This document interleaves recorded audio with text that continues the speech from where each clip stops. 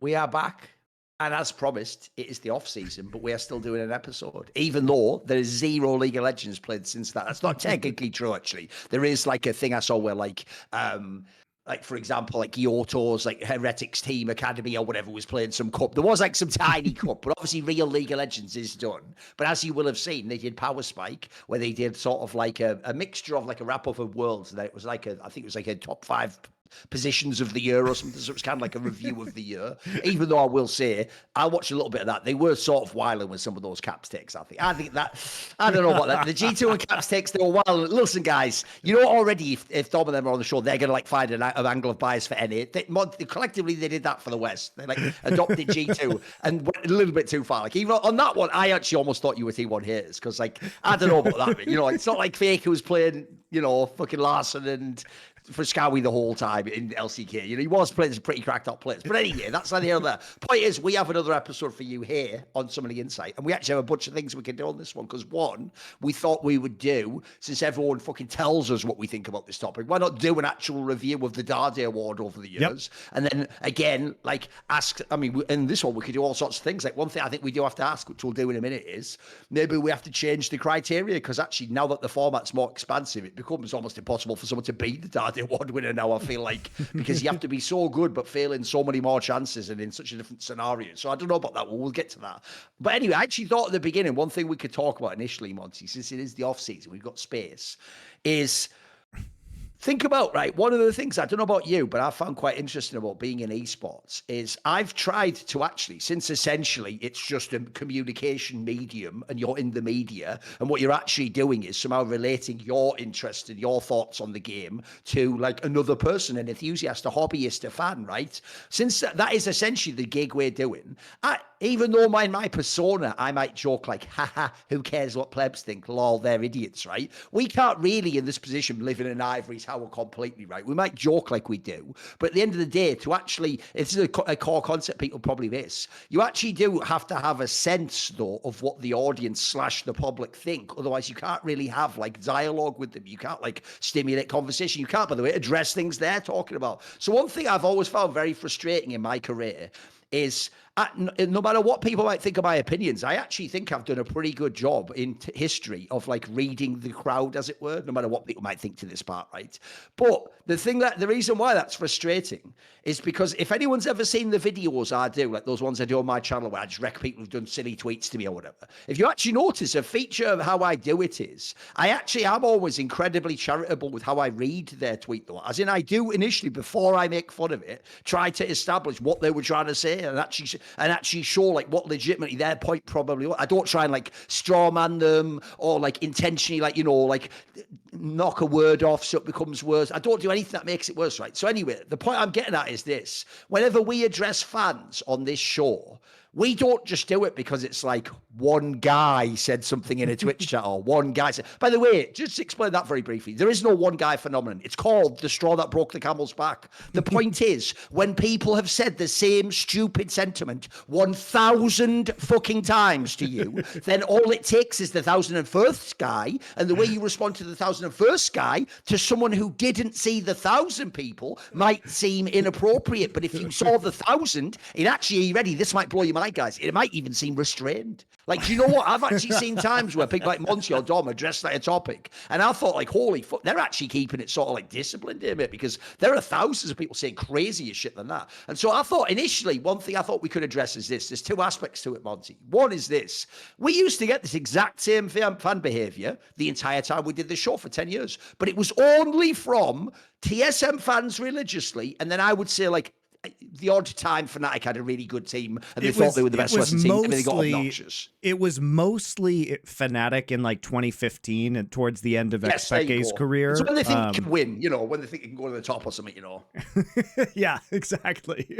And you know, people were saying, oh, maybe Fnatic wins Worlds that year. Maybe they go to the finals. I mean, even the Fnatic team that later went to the finals didn't have the same annoying fans. And if you guys don't want to hear more about the annoying fans, just skip this part, because I know some of you are tired of that. You've complained, but we do want to talk about it a little bit more as a meta concept here. Like, we're not going to complain about actual fan arguments. But I think it's a good point to bring up that this atmosphere is really insane right now for T1. And it is very bizarre. I'll expand it further. I think T1 is just the ultimate example of it, because obviously their org is enormous. They have a lot of fans because how much they've won, and they included, by the way, have modern and legacy fans, which is its own discussion, because that's half of what we tend to be discussing here. Is half of our battle is against people who obviously didn't watch Faker's Prime, because they're telling you this is Faker's Prime. So that's a different, that's like an intra fucking fan base battle that's going on there. So anyway, there's that. But the other aspect is this, Monty. I can predict to you this is only going to increase, because it's one thing. You know what? It's weird. You know that list I just gave you there, right? Well, the time when TSM fans were the worst, Monty, was when they used to make almost every single LCS final. So they were actually very successful. So it gave the fan himself, like, you know, a bit of a delusion. I understand that. As you're saying, it wasn't every Fnatic season. It was more like when they had a team where the fan got deluded and thought they could be in, like, they could win worlds or something, right? Which obviously to us as Westerners who watch LCK wasn't plausible. Like, they weren't going to do that. Even if you'd have beaten Coup Tigers, you would have lost SKT, if you know what I mean. So like, it doesn't matter. So my issue is this. It's one thing if it's a couple of fan bases and it's because their team's doing enormously, right? If you saw the way Carmine Corp and Mad Lions fans were this year when their teams were fucking terrible, it's just going to be every fan base now, mate. This is going to be like regional fan bases. It's going to be like fan bases of teams. It's actually gotten so bad, because here's what's insane, bro, is people are doing this thing where they're telling us, and the reason why we're addressing this, by the way, guys, is this, as I'm going to point out, a function of what's happening is sometimes you, the fan, don't see what we see. And so part of the issue is you think we're just chasing ghosts and finding one guy to it. No, it's the other way around. We're getting so many people saying fucked up shit. By the way, what's funny is we're actually like rolling with the punches and making it silly and making light of it, because it's actually depressing. Do you know that, actually? I've always said this, Monty. A lot of people won't get this core factor. You know, everyone on streams and in content tells you, you're the reason I can do this, guys. Thank you so much. Like, it's you guys that I do it for, you know, to get, if you guys get content. I've always said this, the number one reason to quit esports is fans. Every other aspect you can deal with. The industry aspects, there's highs and lows. It can be quite satisfying in industry, by the way. There's a lot of opportunity to express it. There's a million factors that are good or bad, depending on where you are. Fans want, if you read fan comments, that's one of the best reasons to quit the industry, because it's just like a feed of people trying to like destroy your mental state, as far as I can tell. Like, it's not what people pretend. Like, what's mad is, here's the phenomenon, Monty. Every time this is mentioned on Reddit, are you ready? This is an amazing phenomenon that happens every single 100% of the time. When someone references the idea there aren't these enormous, ludicrous fan bases being shitters to me and you, they will then in the thread go on to prove that there are by doing exactly that. The same people who go, there aren't even them. They go, yeah, besides that, I think they're all pieces of shit and biased anyway. You know, all they do is bait for engagement. And then do exactly what they tell us isn't happening. They do to us in the thread. So all I'm going to say is, like, I actually think this is a bigger topic, because it isn't. Here's the thing, Monty. You know, it isn't just, wow, Thorin's biased. It's everyone. It's become a crazy purity spiral, like you see in religions and politics, where it's not about, here's the thing, there's no actual thought criminal even. Like, even though I, Monty, and I think Dom, did bet on BLG to win the final, right? And by the way, I didn't actually say T1 was the underdog, but I did think they were only a slight favourite. I did think actually BLG had better players and they had a chance to win. So even though there's only, I think me and Dom did pick, like, out of famous people, I think everyone else did pick T1. It's not enough, Monty, that you picked T1.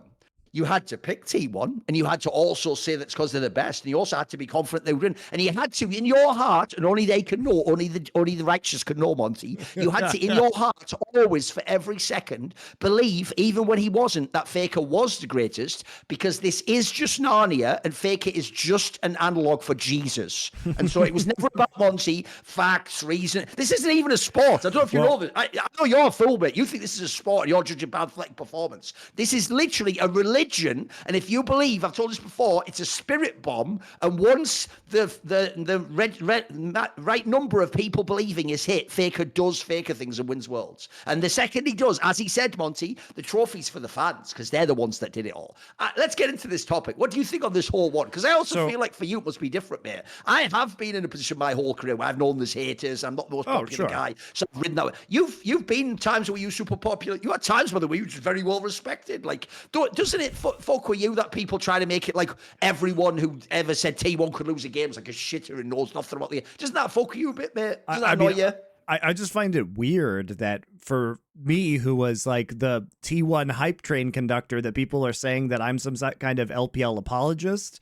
I've predicted T1 to win the last 3 world championships consecutively, of which they won 2. Not at the outset, but nobody would have predicted them at the start of any of these tournaments. That would have been crazy to predict them, considering that the last 2 years where they won Worlds, they literally didn't win anything domestically, and they didn't win MSI. What's insane, isn't it? Yeah. They were not the first place team coming out of Korea. And also we had this massive JDG roster last year, right?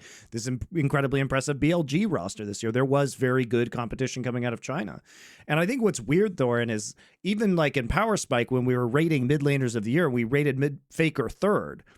People were attacking the fact that we even mentioned that Zeka could contend for 3rd. It's like, if we didn't just have Faker as like carte blanche third place as mid laner.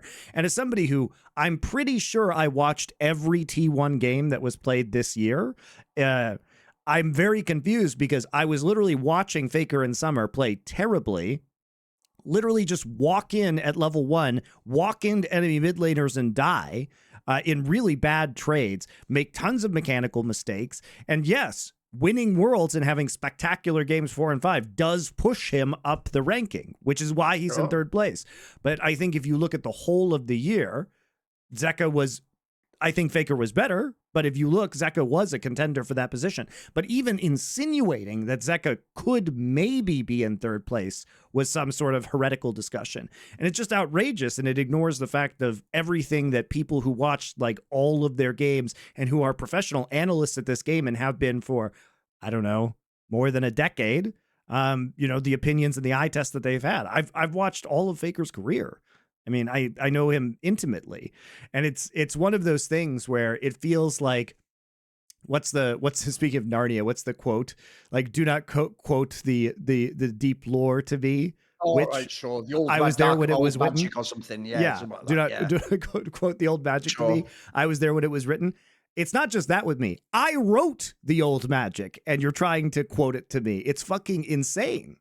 It's insane. I was the one who was there at the start of Faker's career. One thing you're referencing as well, which does annoy me also, is this isn't. Here's the problem with their conception of the world, Monty. If you and I, particularly, because we're the chief offenders here, and then maybe they add Dom, depending on whether they like Dom's core stream, right? It all depends. I notice it's like circles of purity. Like, is it just Monty and Thorin? Is it just Thorin? Is it Monty, Thorin, and Dom? Is Yamato kind of involved now because he's somehow like tainted and associated like some fucking like Nixon aide after Watergate or something, right? So I can't actually even fully tell who gets added into this. But the reason I find it weird is this, Monty. Unless there's some core stream clip I'm not seeing, nobody else has the opinion of these fans, bro. Like, am I missing something? If I was to get together, look, I think I could do it publicly, but I can guarantee 100% privately. If I made a group, Monty, that was private, and it was me, you, Cadril, fucking Dom, Yamato, Cannon, fuck it, we'll put, you know what, the joke is, I think the only person I could put in there that might fuck it up would be Double Lift, right? Because who knows where Double Lift ends out on opinions about the game and what his stream's like. But as far as I know, every single expert agrees that Faker had these bad times. Bro, even LS would admit it, and LS is an enormous T1 stand. Like, he's personal friends with the fucking owner of the org, for God's sake. Like, every single expert would tell you Faker had, like, bad times this season and was having times where it wasn't looking like he was on the pace as a mid laner. One had times they looked like they couldn't play metas. Like, this isn't some niche opinion we've crafted, bro. That isn't even a hot take. The hot take is the take of the fans. That secretly Faker was just an 11 out of 10. He just chose not to show you his power level, like a bad episode of Dragon Ball Z. And at the end, it only matters at Worlds anyway, so he just won Worlds. Like, what? By the way, I was watching the other day, Monty, the VODs back of the last 2 MSIs with that awesome format. If you want to tell me that tournament doesn't matter, then you're a fucking imbecile. It's a massive tournament with enormous games, all the same casting and stadium hype and stuff. And if you ever watch it, it's mega because it has all the like extra lives, etc. Like, I'm sick and tired of this bullshit where it's like we've invented this niche opinion. It's the other way around. It's only lunatic fans who think this shit. And by the way, very briefly, I want to just address this because I know you must get this all the time, mate. I'm getting really bored of the lack of basic human compassion. Like, the idea that I even am a human being who exists and has basic senses. Like, I'm being told, Monty, that cause a guy who came online that moment, just finished drinking some shit coffee and went, oh, I've just opened a Reddit thread, right? Cause he woke up today and had his coffee and opened a Reddit thread, I'm supposed to pretend he's seen everything I, a professional, see in the whole industry for the last week, for example. And if he didn't see a Reddit thread, Monty, where anyone said the things I did, then it's not just let's have a basic bit of compassion and human charity. Maybe he didn't see the thread. No, the thread doesn't exist, Monty. And not only doesn't it exist, he's now going to use the fact it doesn't exist that I'm even more of a lying piece of shit that I had claimed to have seen all these things that have happened to me. And all this, even though, again, same phenomenon, guys. Go back, and this lens will help you a lot. Go back and wait until a thread like that on Twitter or Reddit has had a little bit of life. Give it a day. And when you go back after the day, as I've just said, the same people who say this isn't happening will then do to you the behavior they say isn't happening. So they'll go, this isn't happening. No one's going on about T1. And then the guy will reply to their comment, Monty, yeah, besides, they're saying Faker wasn't even the best all year. It's the guy will just do it, right out with the open as you're saying it. What you're telling me isn't happening will happen on a small scale, because spoiler, that is the microcosm of the macrocosm. And I can tell you, you can't even conceive of how bad the fantics are. You're all thinking what we're doing right now. This is the worst part, Monty. They think we're just mad that T1 won, so we're inventing a counter narrative to argue against instead of actually pointing out that T1 was the best, right? They don't realize it's worse than that. Bro, there were people doing stuff like saying we were the reason Faker was smashing his head off a wall. That wasn't a niche opinion, Monty. That you probably had hundreds of people say that in Twitter. There was people definitely on Reddit threads implying, wasn't Dom making the culture that makes him bang? It was. These are just and these aren't even the main drama. Yeah, that's a weekly drama, for fuck's sake. People don't know how out of control this is. So the reason I bring this up is it's not going to go away, because here's the thing. Our approach to this is never going to be the approach of certain influencers where you just go, sorry, fans, I'm sorry I didn't do what you wanted, and I'm now going to pander to all your opinions, because if we did that, what's the point in doing the show be? First of all, the dive already exists, dickheads. But anyway, that's just true. And then secondly, that's just not our style. Our style, this is the last point I'll make on this. Probably the most insulting part about this framing, Monty, is where they do that thing, which, by the way, I actually followed this guy's career a lot. I don't even believe it's true of Skip Bayless. People think Skip Bayless sits around in a room, locked away, crafting the most demonic take ever. He's reverse engineering the whole time. What can I say then that'd make them really... He isn't. Do you know what he is, Monty? I'll give you a great analogy. Have you ever heard that famous bit by Louis C.K. that was about Donald Sterling, the guy who was the owner of the Clippers, and they took the Clippers off him because there was those leaked conversations with his girlfriend at the time, where he basically said, don't put pictures of you and black people that you're fucking on Instagram. That was essentially the gist of the whole drama, by the way. He just said that in a private conversation that she taped, and then she leaked it. And so obviously, because the NBA is fucking 97.8% black, they obviously were what the fuck? And then they took ownership off him, because obviously it's not really the same as just owning a company. It's a league. You have to. It's like Riot. You know this. Obviously the owners can tell you at the top you have to sell your spot. Anyway, the point I'm going to bring up is this: Louis C.K. had a hilarious stand-up bit where he was bro, he's an 80-year-old guy who's a billionaire. What did you think he thought about the world? What did you imagine his take would be? So I would just say the same thing, Monty. Skip Bayless is in his 70s, and he was a literal on-the-ground beat reporter for the Chicago Bulls and the fucking Dallas Cowboys in their heyday when they were in the 90s, for fuck's sake. Now he's sat online, but he's not a guy who actually ever engages in media. If you don't, he just does a tweet and lets it go out into the world. He's one of those boomers, right? What did you imagine he thought about sports? Did you imagine he sits down like a Zoomer like you and goes, this LeBron's the greatest thing I've ever seen in sports? This guy saw them all. He saw fucking Tom Brady, pick whoever you like. He saw fucking Michael Jordan. He saw Michael Phelps. He saw every great player in all of history. Why would he have the same opinion as you, a 14-year-old basketball fan today? It's actually the other way around. You're a lunatic if you think that. If you imagine your life experience and your enjoyment of basketball would mirror how Skip Bayless sees it, I think you haven't even thought through what humans are like, bro. You don't even seem aware other people can have different experiences, different vantage point. So what I don't get as well is we're not crafting our takes, if you think they are shit, are truly authentically shit. We actually mean this stuff, Monty. In fact, the whole reason, are you ready? I'm going to really blow their minds here. The whole reason I made the Hot Take show was to actually make an outlet to do what they're claiming, which is make silly takes. The real shows are just the real takes, bro. Now, some of them might be wilding, because some weeks you're just on one. You've got a crazy take, you've got a wild feeling, something happened in the game that makes you respond really strongly. So I just hate that whole approach, mate, because it's so whack. Like, I've always said this about my shows, mate. You read the comments about my shows, metacontextually, you would think it literally was like one of those AI translated Hitler speeches, bro. Then you watch the shows, as in just scroll through a timeline. It's just for people having fun talking about the game, laughing and having great time for like 3 hours. Like, the reality is so absurd compared to like what people pretend it is. It's mental in it. Yeah, the whole point of the shows is just fucking entertainment, for God's sake. Yeah, and I think especially our shows have been mostly celebrations of T1's year and trying to tell the correct narrative of it. So I get confused by it because I'm pleased to see T1 succeed and like Faker build on his legacy. Who doesn't like that? That's great. Oh, and spoiler. How can you hate that? By the way, why wouldn't you also, if fans were really annoying to you and said something was going to happen that didn't happen, why wouldn't you also be allowed to then make fun of those fans? As I said, I actually think, Monty, we're taking the most healthy. They all think what we should do is ignore it, Monty. We should pretend there is nobody saying any of these things, and we should continue to address the opposite, a completely fictional fan base that is not vocal. Well, since they're not vocal, we don't know what they think. How would we ever have a dialogue with those people? So we can't. So instead, what we're doing is we're actually vaguely allowing these otherwise rude, shitter opinions in. It's just we then either mock them or actually address them. By the way, there's the other thing, Monty. We're not just talking in circles. We're actually addressing the points they're making. So if they say like, hey, T1 was good the whole year, then we go through, and for someone who doesn't know the game on a deep level, we point out, well, they weren't that good. Look at the times they didn't fit the meta, or when Hanwha Life beat them, or when they got beat by D+ and then almost didn't even make Worlds because KT had them on the fucking ropes about to be KO'd. Like, I think actually we also do a pretty good job of not just like shit posting. We're actually doing an actual real fucking analytical approach to talking about the game too. Yep. Which is the service we provide. And sometimes that has to go against the present narratives. That's what, otherwise, why would you watch? Like, is that what you want? Is that what people want? Just 3 hours of nonstop glazing that takes everything out of context? As I said earlier, where is that?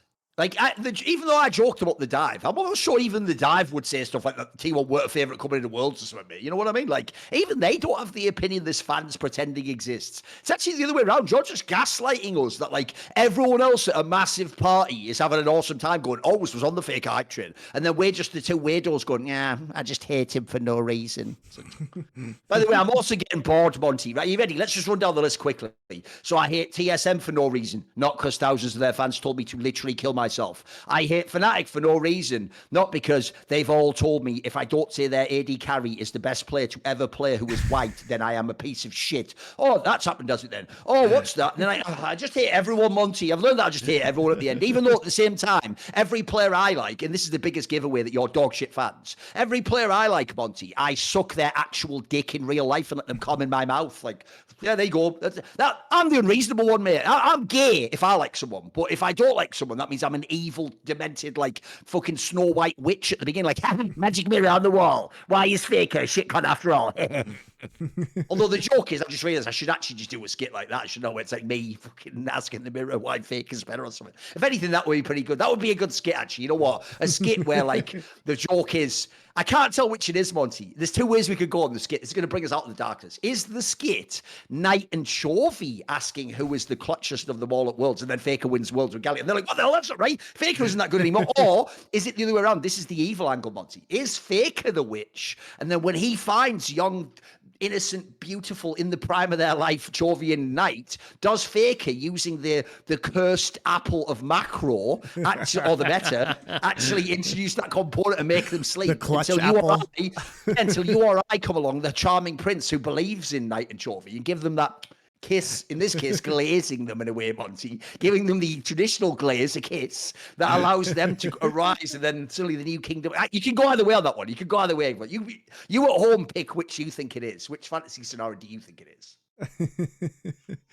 Anyway, yes, it is quite annoying. I think that's the reason why you guys are seeing this, and I do think it's good to address it on a meta level, but we can talk about some spicy roster rumors now before we do the history of the Dade Awards. And no doubt, for the 15-minute conversation that we just had, we will now be told that that's the entire episode, even though the next several hours of this will not be that. and will have nothing to do with that, in fact, because one last thing, Monty. This is where I'll tell you the shittest thing about online behavior is this thing where people act like we're all in the playground and it's a recess, or if you don't know, it's called like break time in England or whatever, right? When you're having break time and you all play, well, because what you do when your kids, remember, is someone just gets to be the leader because someone has to be the leader to make up the game, right? People do that in real life, but then act like they're like the leader in real life, Monty. So they do this thing where they just make up fantasy rules as they're getting mad. So are you ready for one of the most insane ones? Right, I've always thought the worst gaslighting that has ever been done to me in my career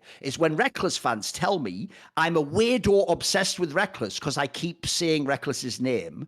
Meanwhile, what I actually am, Monty, is I'm literally an esports historian and he was a major figure in esports. So it'd be the other way around. If I never mentioned his name, that'd be really weird, wouldn't it? So the gaslighting is, they're acting basically, Monty. Like what he did was he's a guy who's a normal guy. He's not even a top pro in esports. He's a normal guy and he played one tournament in 2013 and I just can't stop going on about it. It's not that, he plays with Team 1 right now. They're mentioning with Team 1 now. They're joking now that when he wins Worlds, he's won Worlds. They're talking about how he should be back in LEC. They're talking about, is he the greatest idiot? They're allowed to talk about him all the time because, he's an incredibly relevant figure. That would be a person you could talk about. But I'm not even allowed to have the conversation, Monty. So they're doing a worse version of that. You know how Faker literally won the last 2 Worlds? They're acting like we're also being weirdos baiting for attention by, are you ready? Using Faker in the thumbnail of the video discussing him winning the World Championship. Like, this level of gaslighting is so fucking insane. Because are you ready? I'm actually going to give you the thing that if you weren't an NPC, if you were a sentient human,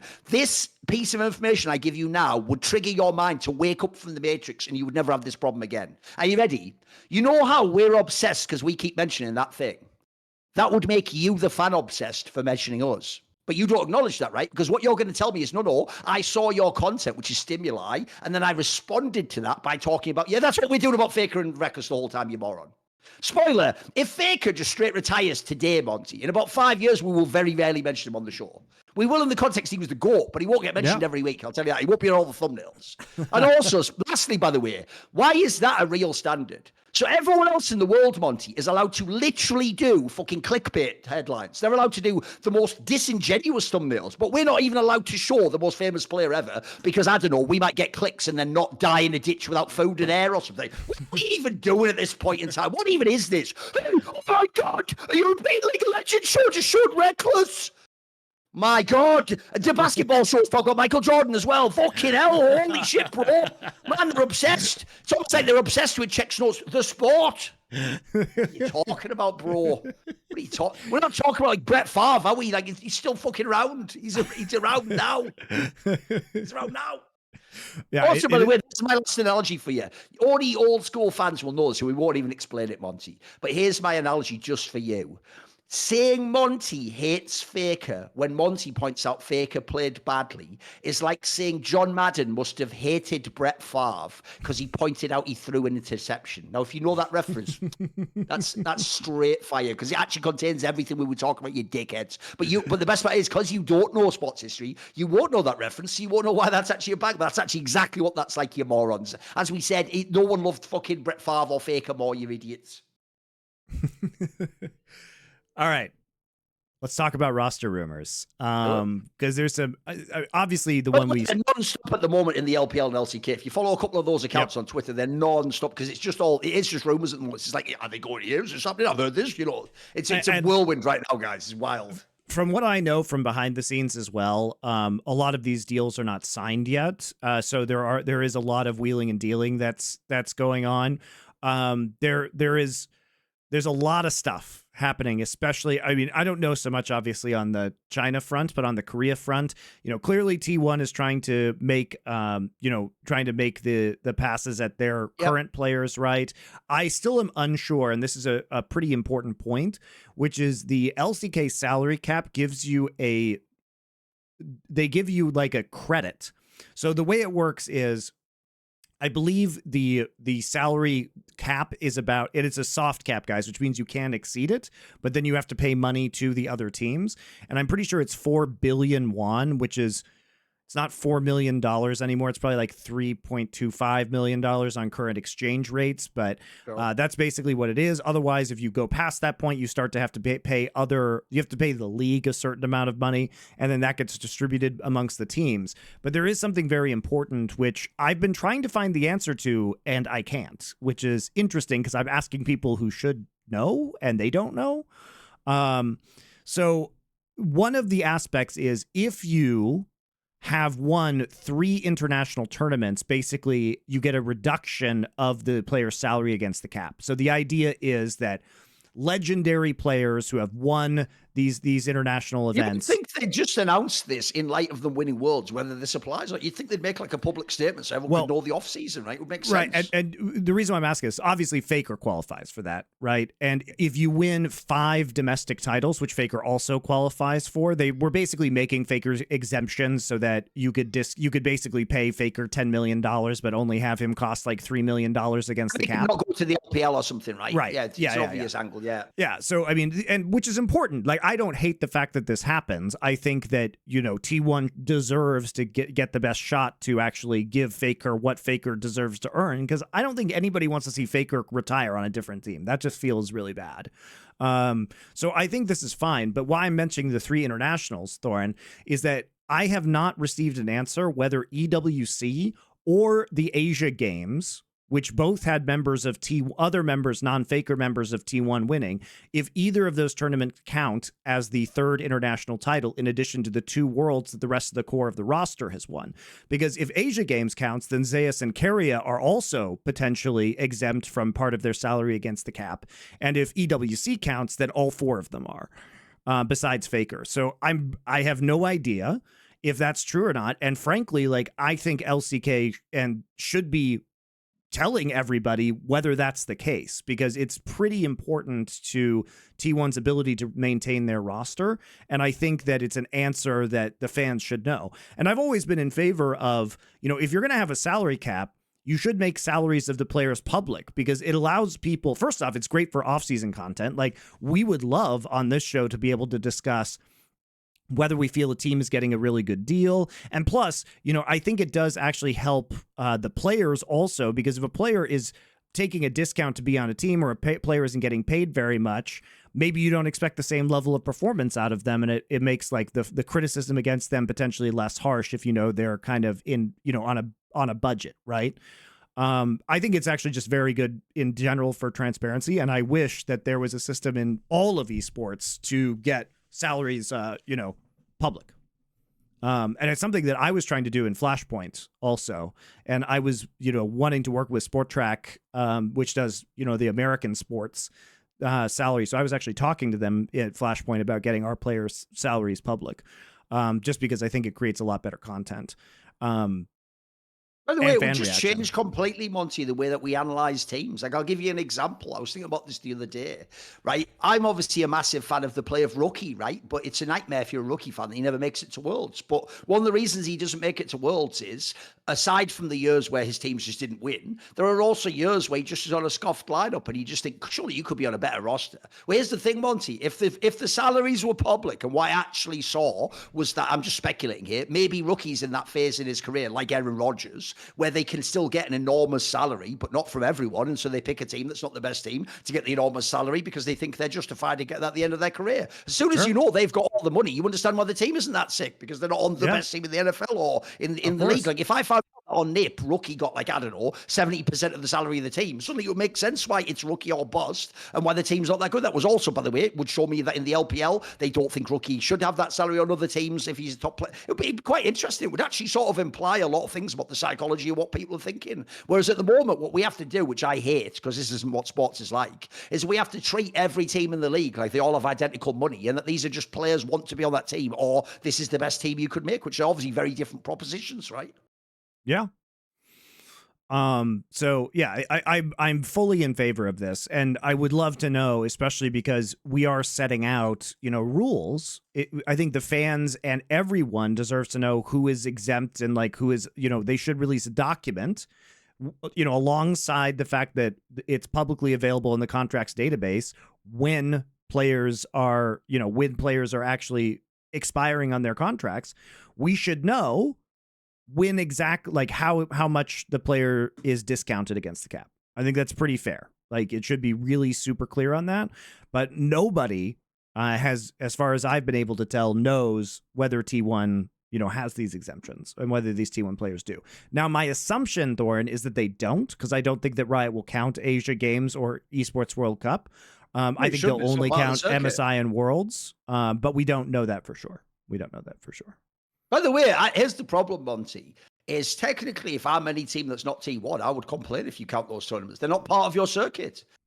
I wasn't even remember, Monty, I'm not even obliged to participate in EWC. What even is that? If I was a T1, if I wasn't like in fucking Gen G, I'd be like, what are we doing here? What's going on? Like, that's not even part of your Riot circuit. So how does that count? Yeah. Also, they only invited the partner teams that the Saudi government decided to partner with. So it wasn't even open to, if you the possibility of all the teams going. You didn't make it to the final of LCK, therefore you weren't allowed into this other tournament that had nothing to do with the year. Sure, but even if a different team had made it, so let's pretend Hanwha Life had made it instead of T1 or Gen G. T1 or Gen G would have still been invited to that tournament because those are they are both partner teams with the Esports World Cup. And Hanwha Life isn't, so it wouldn't surprise me. That we'll see. Maybe they would have just invited the teams for the finals, but I find that unlikely.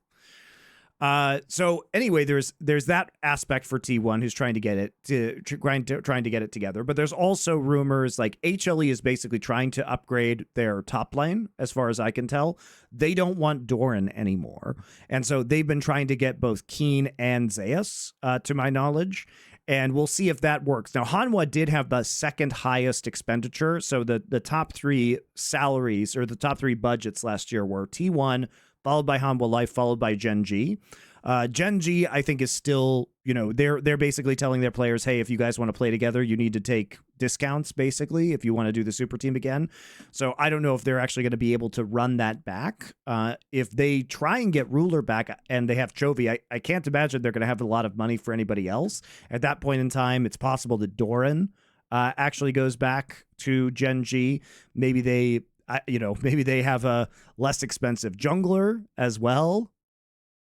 There's rumors that KT is trying to basically have a BDD Cuz roster, which does make a lot of sense because obviously they had BDD and Cuz before, but also BDD and Cuz have played together for years, but going back to like Longzhu.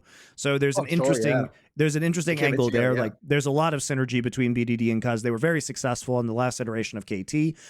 There's rumors that Score, who has been implied also, Monty, that like this is one of those years. This is why KT's a mystery to outsiders, because we don't have the salary info. As far as I know, KT just does that thing where they just wait every few years and they just decide, right, this is the year we're going to spend money, right? So people are implying that they're actually going to spend big, which is why you've heard rumored players that, on paper would be better in a different roster go into this squad, and this squad becoming like a super team again, right? Yeah, there's a rumor that KT's roster is going to be like Doran, Cuz, BDD, Ruler, and then Wei, who's their challengers support player. Now, people thought KT was kind of going to go budget because they've already signed BDD, so we know who the mid laner is of this roster. BDD had an excellent year. Great signing. Yeah, there's not many players better than him, mate. Yeah, it's mega. Yeah, he was. Good. I mean, he had a great year this last year. He had a great year the year before that. He is an excellent player. But obviously, like the rest of KT was kind of scuffed. They re-signed BDD. I imagine part of re-signing BDD was telling him that they were going to build a better team around him. Cuz is done wandering in the Guangdong wilderness. He was maybe the only good part of that roster this year. They really qualified for that team, as we said before. I mean, they really relied on him to like play Viego and stuff like that in order to carry that roster. There's rumors of signing Score as a coach, who used to be Gen G's coach after getting out of the military. So Score would be returning to KT as a coach, the org where he was signed effectively his entire career as a player. And so it might be like Doran, BDD, Cuz, Ruler, Wei, which would be an interesting roster. In itself is great fan service. Like, not only do you bring like a super team again, but then you also bring back Score. Like that's if you're a KT fan, what don't you love about that? Everything's great there. Yeah, and I do know that Genji thought well of Score when he was a coach there.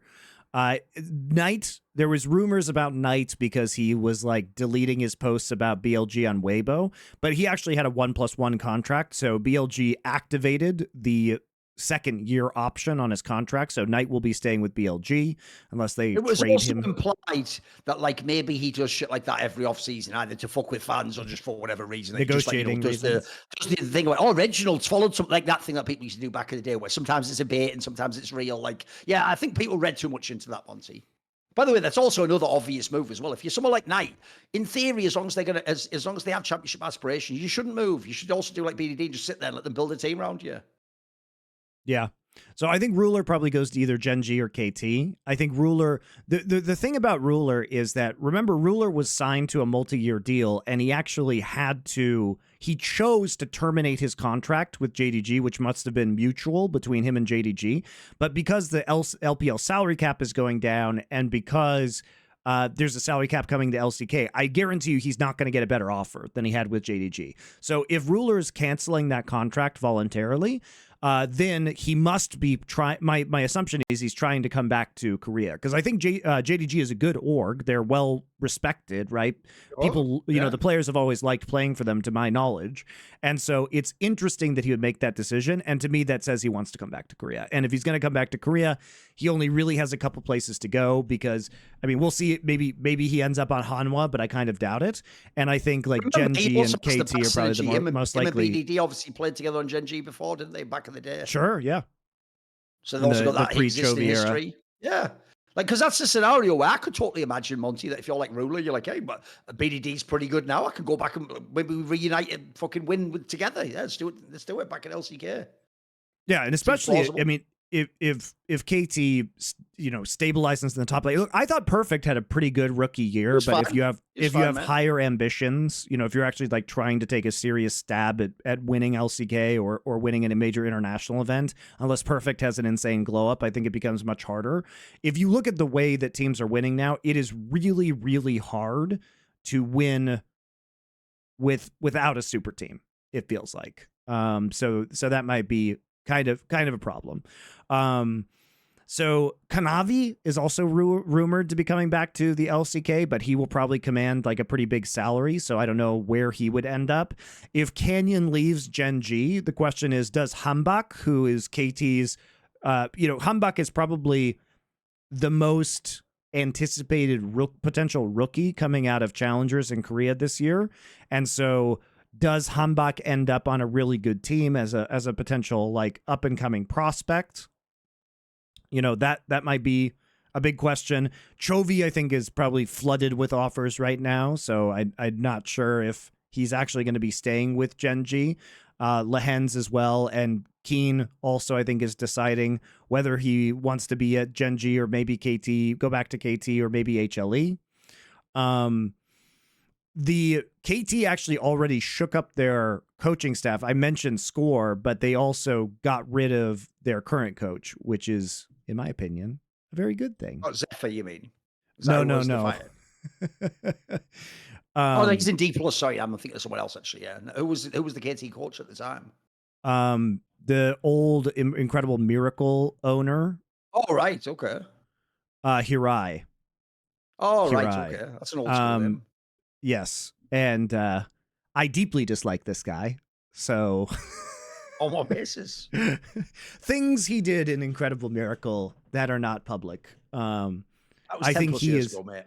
Huh? That was 10+ years ago. That was like 15 years ago. That's fine. Let me put it this way. Hirai is not liked in the Korean esports scene, and he's still a piece of shit. So his exit from KT is a good thing. We'll never reveal the reason why we might be biased against who was in JDG, but I will say he's a straight fire coach. I have to say, whatever he did as a person, he is fucking pretty good as a coach, and he's Hirai is not a good coach. Okay. He is not. Okay. So I think honestly, Thorin, I think he was probably the single largest impediment to KT's success in summer of last year. Okay. I think he was not a good coach.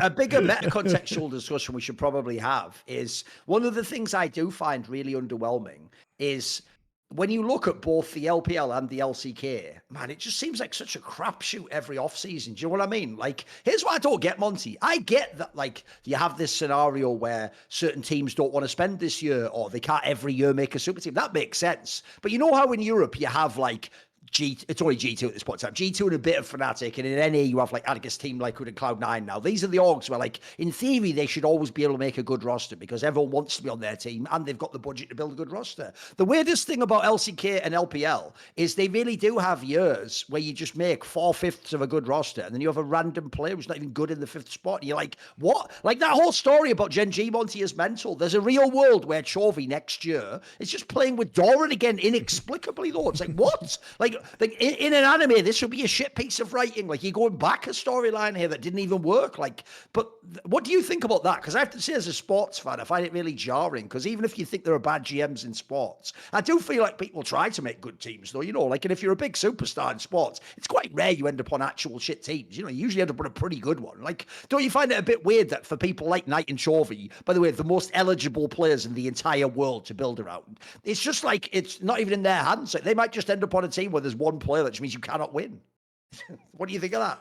But I think that's probably going to be more likely, especially as LPL cuts budgets and LCK like cuts budgets to the salary cap, is that teams are going to have to, teams are going to try and spend big around 1 or 2 players, and they're going to have to build out the rest of their roster with like not great players or players that they think are rising stars, right? My fear is, mate, it's an obvious one, is that they'll do what happened in Counter-Strike the last 2 years where because buyouts were so high, what you would do, Monty, is if you make a super team and it fails, you just put an academy player in to make balance the budget out. Like, because if you know this, but the academy player might get paid like 3K a month instead of 30K. So you just save 27K and you just go, it's not, well, 30K I think would be a 30K would probably be a discount for a lot of the players that we're talking about here. But most of these players at the upper end are probably getting paid somewhere between, I don't know, 600,000 and $1 million a year.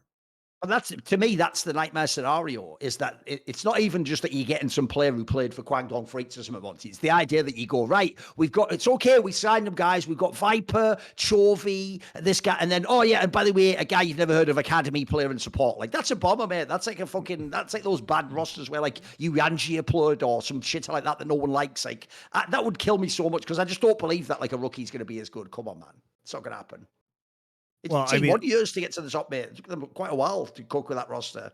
Yeah, I mean, if the salary cap is 4 billion won, that's about 3 million, US dollars. So if you have 5 players, obviously your coaches are not going to count against that cap. So it's just purely player salary. And if we're saying that, teams may not be able to come in under that cap, you're assuming that there's going to be a $600,000 average salary on that team. And Chovy obviously is going to get much more. Like, it would be shocking if Chovy wasn't getting $2-3 million a year by himself.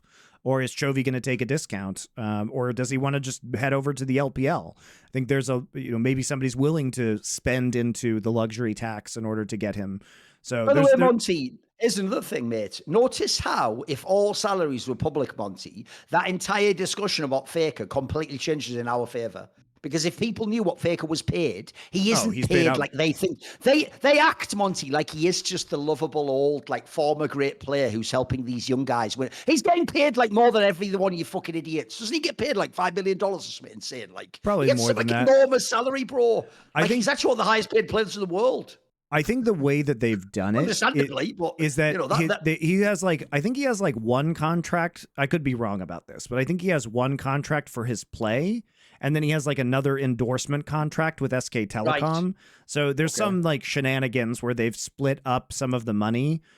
He's also you mean they're doing it like the Tom Brady thing where he's taking like the low salary, like the signing board or something. Like when they found that like way around the salary cap for a while and like the fucking Patriots. Something akin to that. Maybe they pay him for his like SK Telecom advertised sponsorship appearances and they just pay him a fuck ton of money. I don't know exactly what they're doing, but I do know they've found.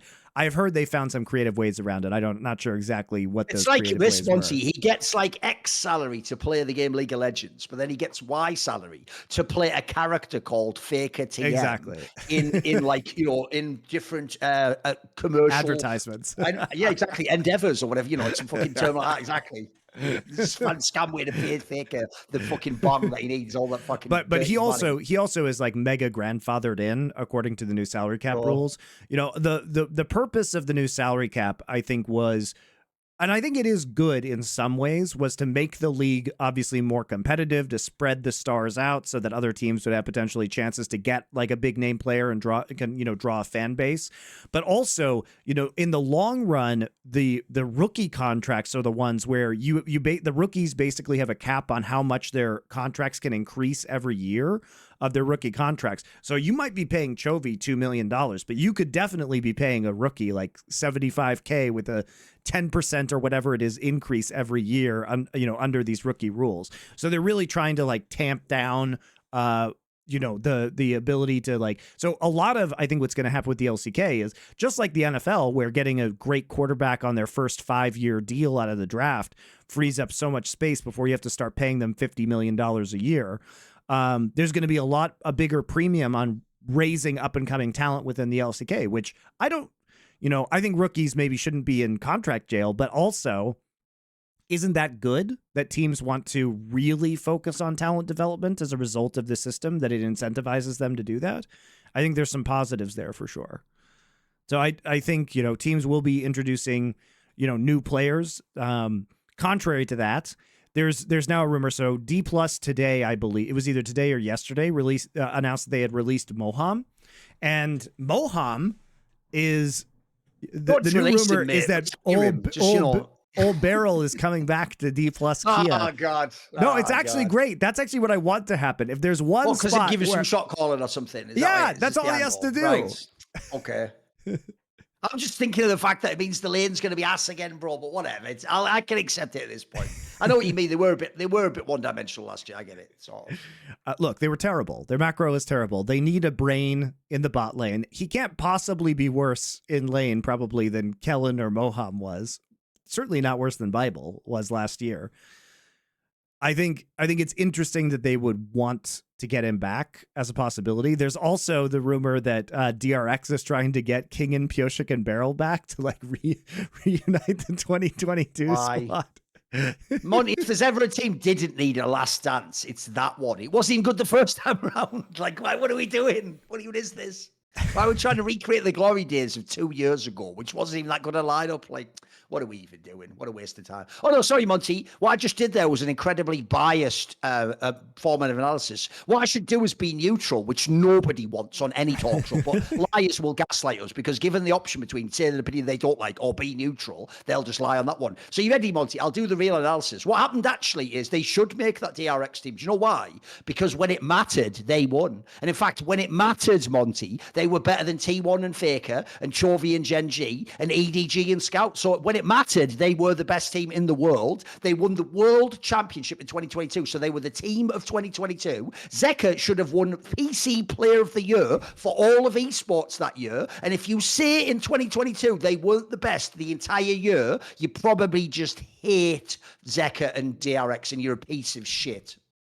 And also, if when someone's talking, Alec, as a normal human, you interrupt because it's a conversation and that's how conversations work. You build off what each other's saying. You're also an interrupting piece of shit. And this is actually Congress and that person's been given a sequestered piece of time that until they say, I cede the rest of my time to the Congress from MonteCristo, unless they do that, you're not allowed to even talk while they're talking. By the way, the amount of imaginary rules these whole monitor cunts come up with is fucking insane, bro. They're just coming up with magical rules. And then you have to stand on one leg and bounce up and down and say la la la la la and clockwise, otherwise you're biased against Faker. It's like, I'm pretty sure I can just do what I'm doing as is, boys. Don't worry about it. It's all good.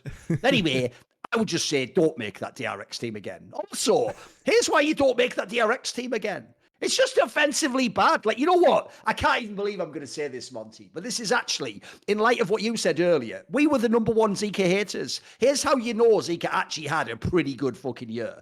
Bro, even Zika doesn't deserve that lineup. He's actually pretty good now, mates. Like, I actually would like to see him play on a top team. Like, as you saw, he wasn't the reason Animal Life lost fucking Worlds, bro. He's pretty good. Like, he's actually sort of fixed his shit this year and taken, like, a significant, like, step up as a player. Like, he isn't just, put it this way, you know, we all made fun as though he was like the Korean APA. He isn't anymore. He actually has a bunch more champions and he isn't just a totally one-dimensional player. So I actually think that lineup would just suck for people like him. I think he's a much better player.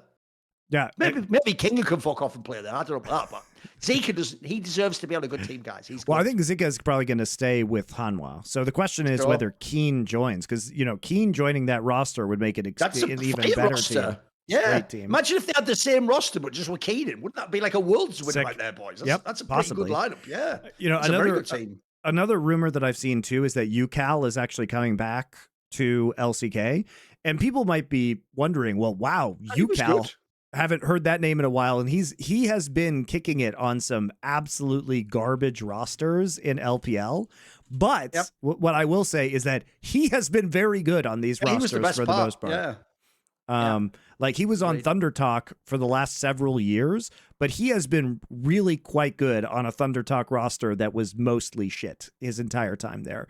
And people who actually watched LPL and saw some of his games will remember that he was popping off at times, really. And so I'm genuinely curious what he could do if he comes back and is on he's rumored to go to DRX with Teddy, Beryl, Pioshik, and then Kingen, which maybe isn't the best place for him to show off his skills, but that is a rough lineup, isn't it, mate? Because here's the problem. When you hear the names, it's like you even try to be fair and you go, that's not that bad. Let's listen to the rest of them. And it's like, it's just the same creative name coming out the whole time. There's no one good. Where are the good players? Where are the good ones? Also, why are we just making this roster? Like, bro, this is where, unfortunately, I actually have a weird take for you. I actually think, in a weird way, T1 fans, even though some of them aren't Korean, are actually being very Korean in that sense. Because one thing about Koreans that I sort of respect, Monty, is I think part of why they're able to be so, like, grinding in terms of how they apply themselves to their work and their, like, professional endeavors is they actually are incredibly results-orientated, Monty. Like, this. Like, if you are, like here's the analogy. How last year JDG only lost one fucking best of 5 the whole year, right? You and I would take it as exactly that. It's like, right, you were actually the best team in the year. In fact, we think you're the best team of all time. You just lost the last series. A Korean wouldn't think of that though. A Korean would write it as like a linear story, and I failed in the most important moment at the end, and I didn't accomplish my goal. Like, that's totally unacceptable. So unfortunately, it means the counter to that is they will actually probably overvalue like the DRX win. Unfortunately, it will make them think DRX did something right at Worlds, and if you can recreate that, like if UCal can just be Zika 2.0, then maybe they can win again. But the problem is that's totally implausible, isn't it? Like that was one of the biggest flukes of all time. Yeah. Yeah. I mean, that's basically what I know about LCK. We can talk about some LPL roster rumors as well. Like, it seems as though BLG is mostly going to stay together, which I think is pretty exciting.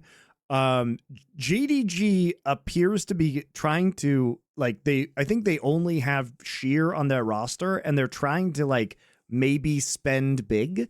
There's rumors that Chovy is trying to be, recruited by JDG.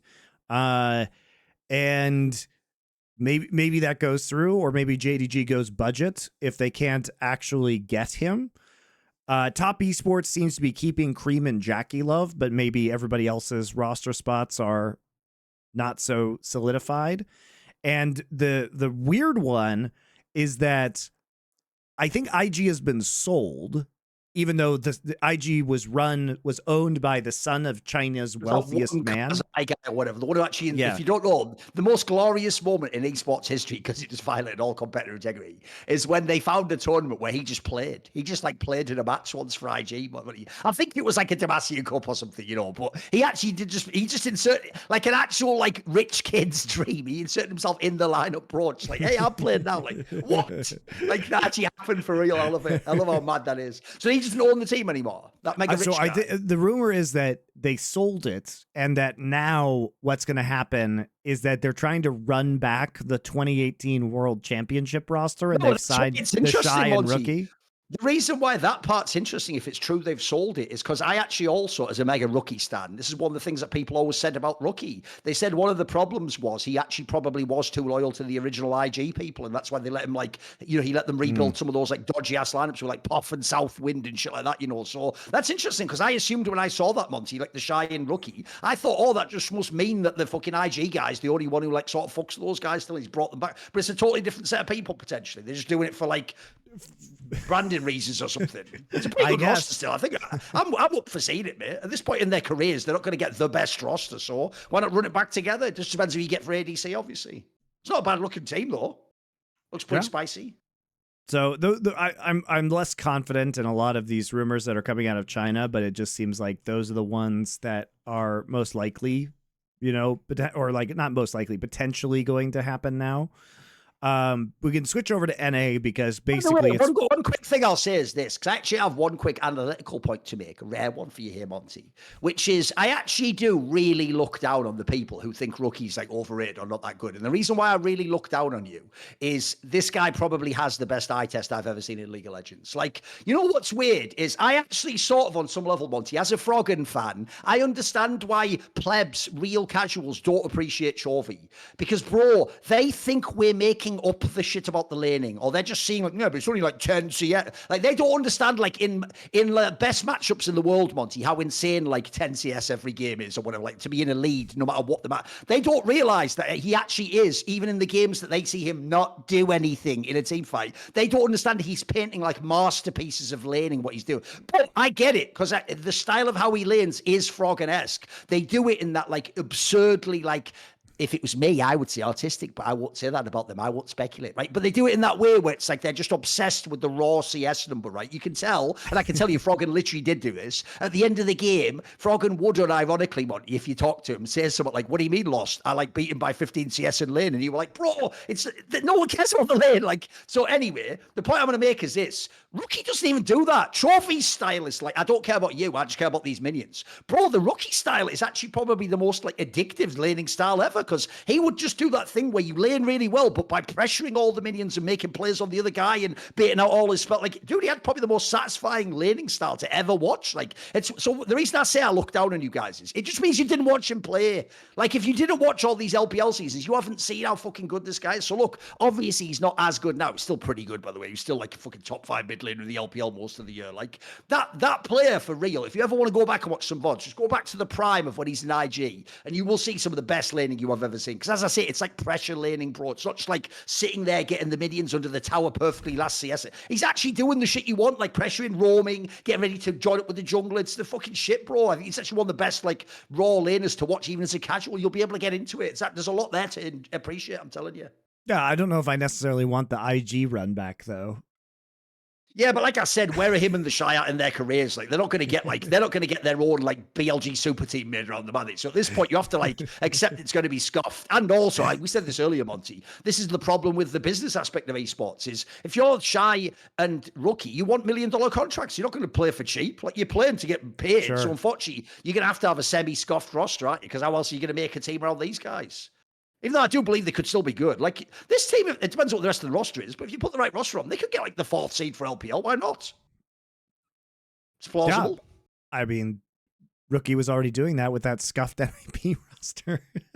No, mate, as long as the lineup's better than an IP, I'm okay. Exactly. As long as there's no Photic bomb-ass player coming in on fucking Aki. Get the fuck out. Get the fuck out. You know the reason why the Aki one's even better? Because I believe it's probably not spelled that way, but in like the a culture of like rappers who were like turned Muslim, because you know they all like joined that like Nation of Islam or whatever. They all call each other Aki as like brother or friend or something. It's like he is like someone's fucking cousin or something. Get him out the fucking team. Is that your Aki? We'll get him the fuck out the team and get an actual professional jungler in here. You fucking bomb. Also, speaking of which, by the way, those OMG players didn't quite percolate like we hoped, did they? Cream, Aki, Shanji. You know what? They were good sometimes, but they weren't quite as good as we hoped, were they?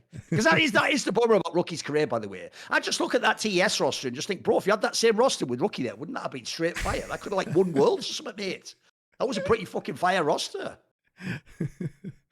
Let's talk about NA, because that I think NA is the one. I mean, EU has a couple. We've already talked about, G2's roster, which pretty much in previous episodes, which pretty much seems set in stone. But let's talk about some of the LTA North, as it is now called. Oh God. That name somehow sounds worse. That's what's amazing about it. I know it's brand new as well.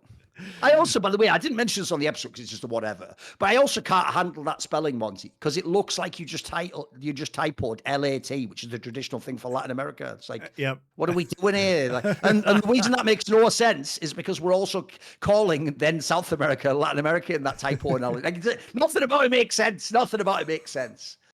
Bro, if this was like 15 years ago, woke politics means you wouldn't even call it that. You would just call it like Cowboys and Indians League or something mental like that. Like back in the day, that would just be the name. That would be straight fire though. I have to say that's a fucking bag of name.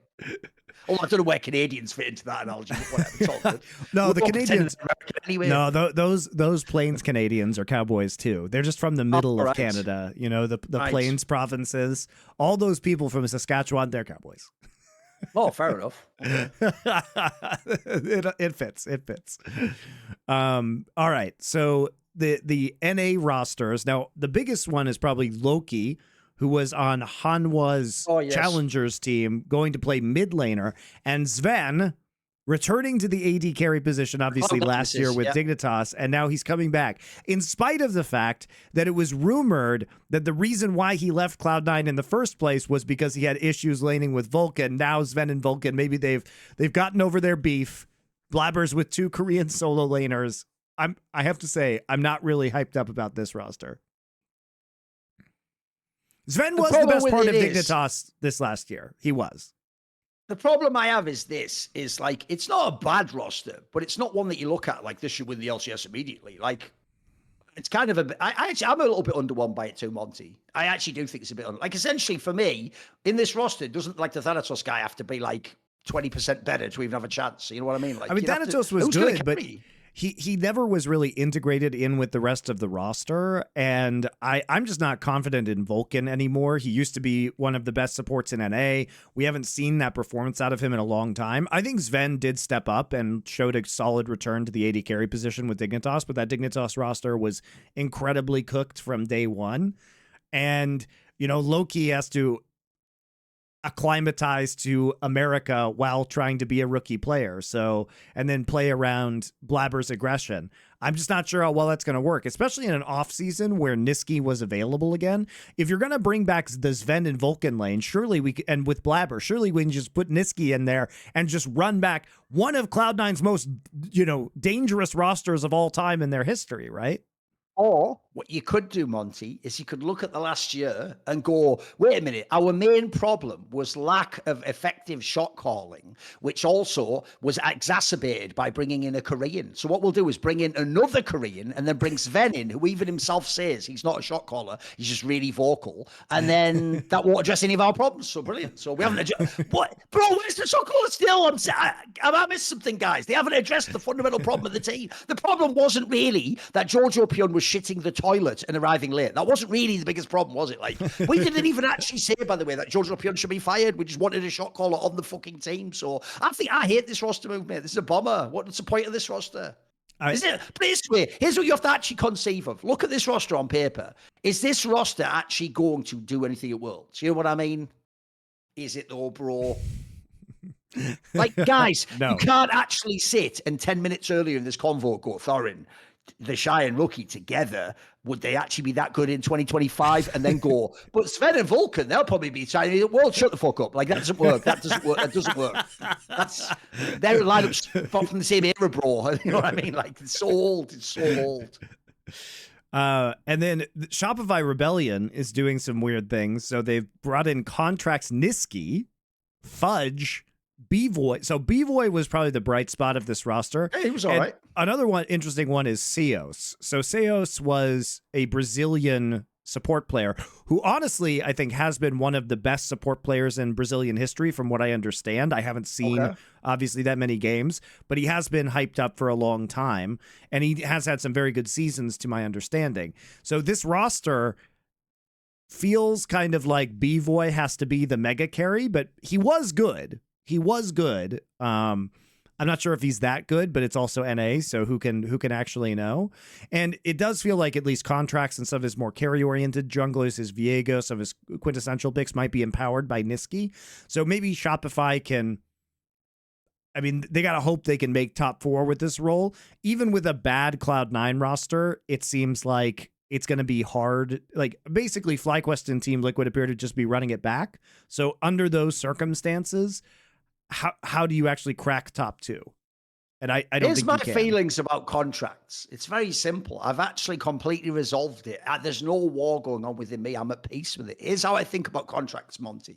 I just don't want him to play for any team I care about. Now, once he's not playing for a team I care about, I can be like you peons and go, oh, what a heartwarming story, though. Look at this documentary. He really cares so much. He wants, because as long as he's not on a team I care about, Monty, I can just enjoy that storyline. If he was on a team I care about, I'd get really upset on those games where he has insane activity levels and just doesn't do anything in the game and we lose. So I just think he's a bit of an overrated player, bro. This has got to be the most ridiculous example of a guy where when he has like the good day and he hits his like fucking 8.5 out of 10 level, he looks really good and does all these great ganks. But he's just, if you do it on average, he's not that great a player, guys. That's the problem. Like, it's not unfair where he is in his career. He's an LCS player still. That's fine.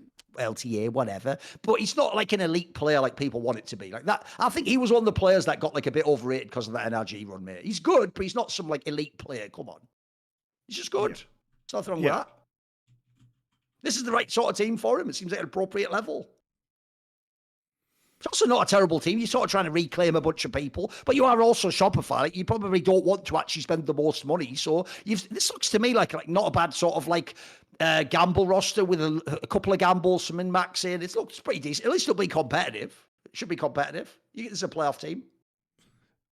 Yeah, I mean, the question, so with Niski, though, there's also rumors that he's not going to play. So he might not play in the spring. For what reason? Taking a break? I don't know. Then don't join the fucking team. Why are we recruiting him if you're not playing? Well, we'll see. We'll see. These are all rumors, guys. These are all rumors. So we're just going through them, theory crafting. Okay. The Lion Gaming, which is they basically it's normally Worlds he takes off every year. Whatever. Not bad. The Lion Gaming, which disappointingly didn't sign Niski so he could return to not Mad Lions, but just regular Lions. Okay. The way that America's roster construction is going to work is you can have the 2 imports from outside the region, and you can have, you can get 1 player, I believe, from the opposite side. So Lion Gaming, I mean, this is going to be very interesting because they brought Audi and Lions into this roster, right? Despite the fact that we could argue, man, their world sure wasn't very good.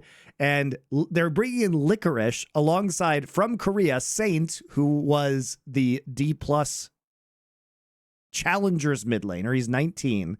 And Henna, who has a long history of being a thoroughly mediocre to bad in the LCK.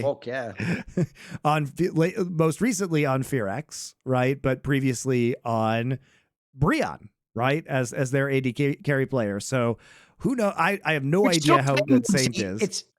It's an entirely appropriate CB Law signing then, because that is exactly the sort of player that would have gone to CB Law. But we're just forgetting this is LTA now, baby. So Henna, a guy you'd be like, well, he has no upside. What's the point? Like, no, that is what they do in CB Law. They just sign a random Korean guy. Like, was he in LCK? Please get him in the team. Like, and just be there. So there you go. I'm assuming next fucking Execute AK, whatever his name was, that guy from Australis, he'll be in next. He'll probably play next to him at support. There you go.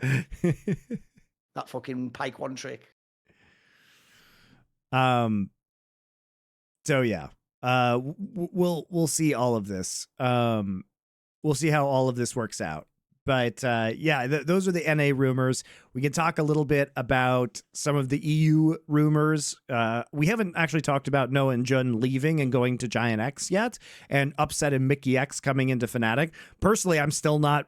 I mean, I think it is an upgrade for Fnatic, obviously, but I'm not sure it actually is going to put Fnatic over the top when it comes to G2. I guess if Skewmond, the new G2 jungler, is absolutely atrocious, maybe that does it. But I'm not sure you can fix the fundamental problems with Oscar's inconsistency or Humanoid's fucking entire apathy towards the game League of Legends. Yeah, but here's all I'm thinking of. There's 2 angles. One, I actually think Upset is going to be a fucking really good bot lane with Mickey X. I think the 2 of them actually, if you don't know, they've been trying to get Upset in a G2 like for like 5 years or something. Like, they've wanted to play together. I think they actually both respect each other. So one, that should potentially be good. And then the other angle that people are missing is this part. Is, bro, I actually think Mickey X and Razork could be a straight fire fucking combo of jungler support. Like, imagine what they could do on the map. I think it actually could be like some of the macro element that Razork missing. So I'm pretty excited for this roster. I think it's pretty good. I'm not a big fan of obviously keeping Hemo and Razork for the 1 billionth season, but whatever. I've accepted that's just what Fnatic's just doomed themselves to at this point in time. So the rest of the players, it's not a bad lineup. It's, like, I actually think this has a chance. And as you say, G2's gambled. It's not like they kept the same roster. No one knows how their roster will work out. G2 has been mostly on point with integrating new players into the roster, though. I mean, their coaches are very good and can limit, a rookie player's role like they did with Yike when he first got into the roster as well. And Labrov is a known quantity that I think is going to be very strong. Yeah, I mean, those are probably the most interesting ones, like Yike to Carmine Corp. A lot of new players, or I guess the Giant X roster might be interesting because you wanted to see some talent around Jackies, who seemed, pretty promising as a mid laner. So they got Closer as his jungler now, Noah and Jun. And I do think it's fair to say that Noah had a pretty solid season. It's just when Noah plays badly, he plays super badly and throws the game. And Jun is really quite a good support player. I mean, I don't think Giant X could be worse. For this level, it's fine. It's fine for this level. My bigger issue is, like, I think Jun got a little bit overrated. I think it's the downside of support. I think it's hard for people to see what they're doing in the game. But for the level that they're at, that's an appropriate signing. That's fine. As long as they're not on a contender, it's all good. And also, if people don't know, Giant X is the team that supposedly like Kyoto's going to coach or whatever. So that'd be an interesting approach if so. And Kyoto wasn't good on the TL super team because I think that's really not his style. Kyoto's been really good about training up and coming players and getting the most out of like low budget rosters. That I think he's good at like min maxing. Even on that front, like, two things about that TL super team. One, no one could know Bjergsen would play the way he played, bro. Everyone thought he was going to come back and be the NA GOAT and be awesome. Like that, I always say this, he never got Bjergsen, mate. He got some fucked up, like, tribute band to Bjergsen. He got Bjergsen, that's the way he didn't get Bjergsen, in the same way as instead, like in Europe, you'll say, hey, the Rolling Pebbles. It's like a tribute band, man. Look, the guy's got big lips and everything. Yeah, but he's not fucking Mick Jagger, is he? So one, he never got Bjergsen. So that's a big problem. So even his super team was a Fugazi super team. Sure. And then secondly, as he said in my interview with him, bro, this is actually quite shocking, but sadly, because no one gives a flying fuck about my content on Reddit, you'll never see this info on Reddit, so no one will ever know. This is mad, Monty. He actually said that in the first split of the TL super team, they took draft away from him, bro. Like, because they made him tank like the aggro for all the drafts, even after they took it away from him, by the way. They just he didn't get to draft the fucking champions anymore. Well, the problem with that is you're then at the end, we're all going to judge him for, like, failing with that team. It's like he wasn't even picking the fucking characters. Like, that's the job of the coach, surely. So I think that one was sad, because I think aside from that, he's actually a fabulous coach. I think he's actually, if you ever listen to my interview with him, his problem is he had a lot of, like, weird ideas like an anime, and he just zigged when he should have zagged about 50 times. Like, he could have been in Fnatic like 2 times or something, Monty. He chose not to go to, like, Origin and fucking Immortals. So, like, because he did, by the way, he did his own version of what we talked about at the beginning with LCK and LPL. He just did that thing where you sign too quickly, or you don't want to, like, the uncertainty of knowing, like, you're in the mix, but you might not get the gig. And so he signed his deals, whereas he could already have coached a top team. So I'm actually quite excited to see him come back to LEC. He actually also had a straight fire angle in my interview, which he said the whole reason he's doing it is because now that he has a son, he wants to actually, like, win LEC to show his son he was a great coach or something, which is kind of like a cool angle. If you're all going to fucking glaze contracts because he goes like, I cried once and I hit Elise in queue. Well, then fucking get it on that. This guy had an actual human. He brought life into this world and then turned around and went, I must show this life what greatness is possible. And then now he's doing some, like, great man shit. I think that's ball. That's a great angle. I'm gonna be a fan, even though he's got Nora on his team, who I despise.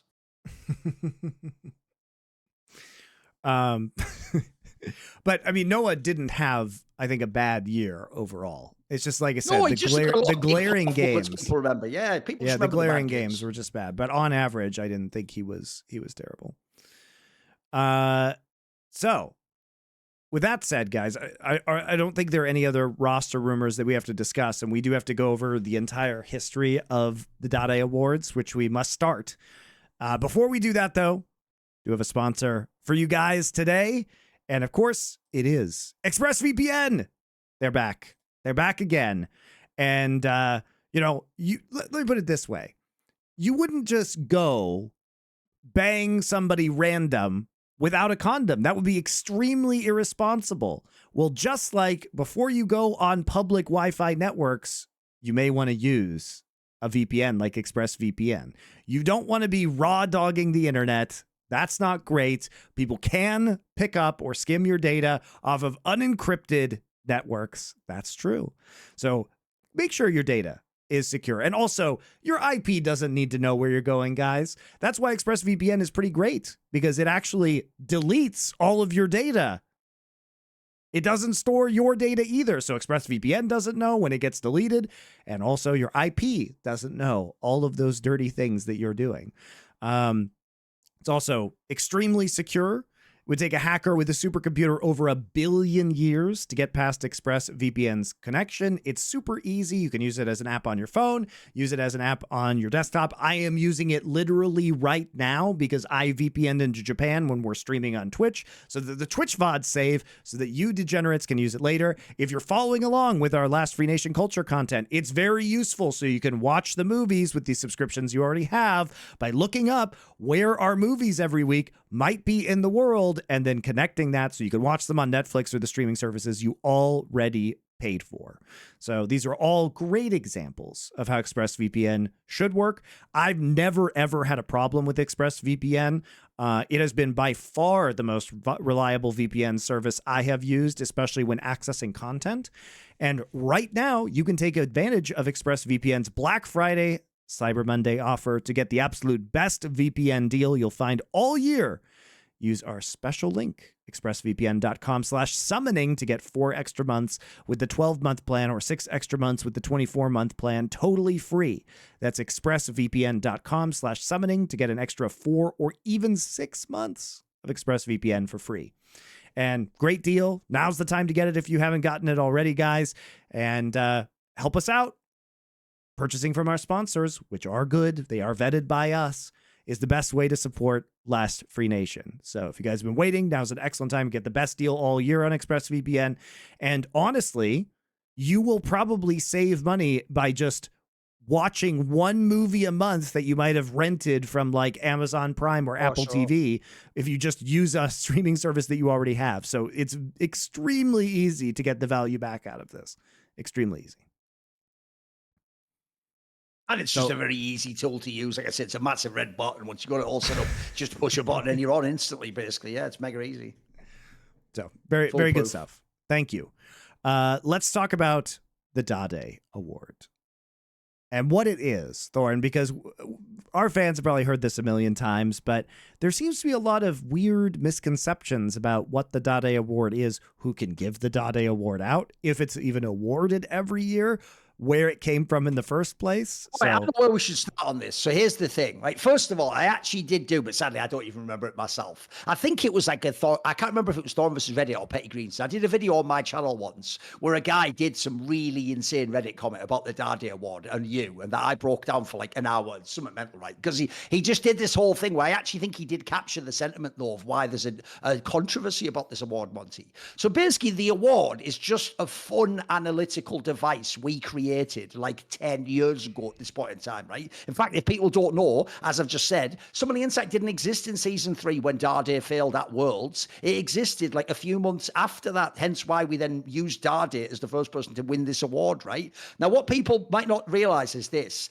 We just did it because we created a very unusual set of circumstances that is fun to track. So as we always point out, the scenario of the Dade Award is it's someone who was hyped, but ideally by us as being one of the absolute best players in the world. And then they go to Worlds, the biggest tournament, and they don't just do badly. They really do badly. They underwhelm, they fail, they fuck up, right? It's not, this is what I'm going to get to key point here. It's not just a player who did really badly, or wow, this guy's famous and he did badly. That's quite a key distinction. But the reason why, Monty, there's a controversy around this award is because of 2 factors. One, we don't give it every year. So because we don't give it, it keeps making people think we don't do the Dade Award anymore and that someone has to win every year. So what they do is they insert the blank, right? And then secondly, just as I've just said, because it's a really great conceit, like it's a really fun one to track, everyone can't just admit and give us our fucking praise for coming up with a cool concept and name and go, hey, I know you guys award it, but here's who I'd give it to. So instead what they do is they go, well, you didn't invent the idea. Actually, we literally did invent that analytical device. No one in history, literally, I'm telling you guys, in esports and sports, there is no award like the Dade Award. It doesn't exist. You won't find it anywhere. You won't find a single thing in football for the best player who failed. You won't find a single thing in basketball, in MMA. So here's the thing. You're all welcome to do an unofficial version. You can see, here's what I think should win the Dade Award. But either one, if you want it to be like not our version, just don't call it the Dade Award. What's the big deal? Dade hasn't even played in fucking years. Call it whatever you want. What you must admit though is it is a straight fire conceit. Like it is better than famous player who did badly, because it's such like specific like guidelines of what it should be that when you actually find it, it is. By the way, the whole point of why it isn't every year is like these are like unicorns. Think about how rare it is that an actually truly like great player in the world just utter shits the bed in the world. It's like that's enormous. So I actually think I get why there's a controversy, because people are doing the thing about, yeah, but we can do it as well. It's like, not if you want it to be the Dade Award, that's ours. You can call yours whatever you want. You can call your version of it, make your own, call it the Neo Dade Award if you want. But we do the Dade Award because we invented that concept. Which, by the way, I think we should be allowed to take credit for things we did do that are cool. This is so relevant, Monty, that even when Dade hasn't played and probably was never seen by most Zoomers watching this episode, even they know about the Dade Award. The name is iconic. It's a pretty fucking cool concept. Exactly. It's great. And if anything, we've actually given out a surprising number of Dade Awards, because you would think that the whole excellent player, top ranked coming into Worlds, possible season MVP completely shitting the bed wouldn't happen. But it happens a surprisingly frequent amount of the time, yes. Which is, by the way, an indictment of Riot's formats, and it's an indictment of their patching system, because I think if there weren't these giant patches between summer and Worlds, we wouldn't have as many Dade Award winners, because there's been a lot of times where the meta has just completely shifted, and a player who might have just been on fire in a certain meta during summer is now all of a sudden just completely out of sorts when they reach the World Championship. That's what you want to know something ridiculous as well, Monty.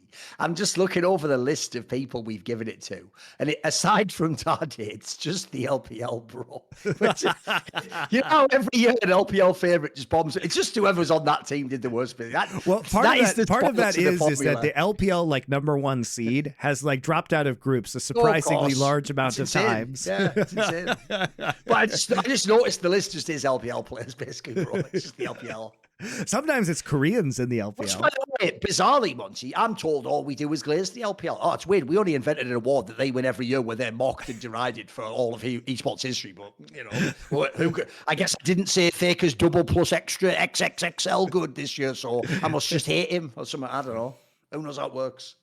Who knows what the roles are? So, yeah, all of this is to say that we could start with Dade, and the reason why they're called the Dade Award. So we have to travel back. Come with me, friends. Traveling back in time to the year 2013 and the Season 3 World Championship. This is Faker's first Worlds. It's the first Worlds that Faker won. Faker was in his second split as a player, so he hadn't even played an entire year yet. And really the reason why Dade, who was a renowned player by this point in time, and he was on a team called MVP Ozone, which became Samsung White, which became Samsung Ozone, which then became Samsung White. So it's the same like core of players.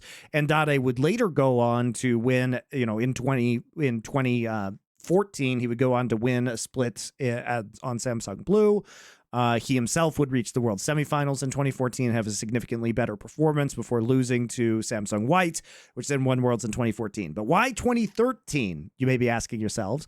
And the reason is because, first off, in spring of that year, there was one of the biggest upsets in the history of League of Legends, which was the spring season of champions, the spring tournament, where MVP Ozone came through. First off, they beat Faker in the semifinals of that season. That was Faker's first season, his first tournament.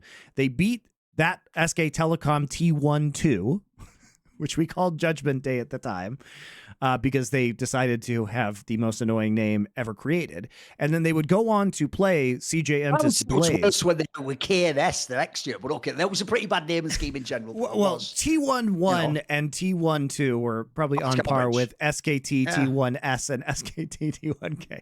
They really struggled with the names. So Blaze and Frost, the names that Locodoco gave that team, were great names. Yeah. And so we got an all CJ Entis semifinal on the opposite side. CJ Entis Blaze goes into the finals. Now, this was my second finals casting, and CJ Entis Blaze was an enormous favorite in spring. And this They was were on because like a Flame win streak or something. Yeah, something Flame crazy. was Flame was on fire. They had 3-0'd. They beat the other SK Telecom team in quarters, beat their sister team Frost in semis, and they were on this massive win streak. They looked absolutely amazing. It was one of potentially on paper the most like one-sided finals. People thought, I mean, you wrote the article, but people thought at the time they'd solved League briefly. Like they Big C figured out a style of how you could funnel gold into your two carries, and they had two of the absolute best carries in the solo lanes. And it meant, unironically, they didn't even need to dragon fight. So at the time, they'd actually sort of like taken this crazy leap in the meta, right? So this is going to sound pretty elementary now, but what they would do is they would freeze and stack minion waves and then create a minion wave push that would, basically cross map for them. So this was pretty revolutionary at the time, and especially the top lane matchup between and Flame. So Flame was just completely shitting on kids, and this was like basically the apex of Flame's career, and was a bum and basically abused Zach in the finals in order to cheese his way to a victory. But a big part of MVP Ozone's win was Dade completely fucking popping off in these finals. And this was the era of Dade. So you might think about Dade later on where he became very good at Yasuo, but this was like the Twisted Fate Zed Ezreal period of Dade in 2013. And he was really, really good at a variety of these champions. Unquestionably one of the best mid laners in the world. He came off this incredible performance against Ambition, who in this particular season was seen as probably the best mid laner in Korea. So this is before Ambition switched to jungle later on and won the world championship on Samsung many years later in 2017. But effectively, Dade was coming in. The point is Dade was coming in with major tailwinds into Worlds. In summer as well, basically MVP Ozone lost to Faker's team. So there's a rematch in the semis of the previous semifinal. This time MVP Ozone loses, and SK Telecom, that's when that final was the Zed versus Zed, Faker versus Ryu Game 5 moment. SK Telecom wins. They go on to win the world championship, right? And a lot of the core of MVP Ozone's roster, particularly the fact that, so they still had Dandy, Imp, and Mata, which would go on, this core would go on to win in 2014. Dade and Pawn would be swapped between the two Samsung teams, so they switched mid laners. And then Looper obviously came in for once retired after this year as a player, still a coach, as we've discussed earlier on this show. So MVP Ozone was coming in, not necessarily as a massive favorites at Worlds, but certainly in a position where we expect them to do something. They were one of the favorites. You have to remember back then, everyone thought all the Korean teams are going to be insane. Yeah, of course. So, yeah, you look at this roster and you think, okay, well, they're coming into Season 3 Worlds. And the reason why we get this narrative about Samsung Ozone is they get eliminated in the group stage. And even though they're 5-3, they lose a tiebreaker to Gambit. But honestly, the biggest reason they were getting dominated was that Dade was absolutely fucking terrible. And he was still playing many of the champions, which he was good at. But some of his like Gragas plays were just really bad. And who knows why he had such a tough time. But it was a pretty miserable performance by him. And I think that it's fair to say that this is where the expectations versus reality really came into play.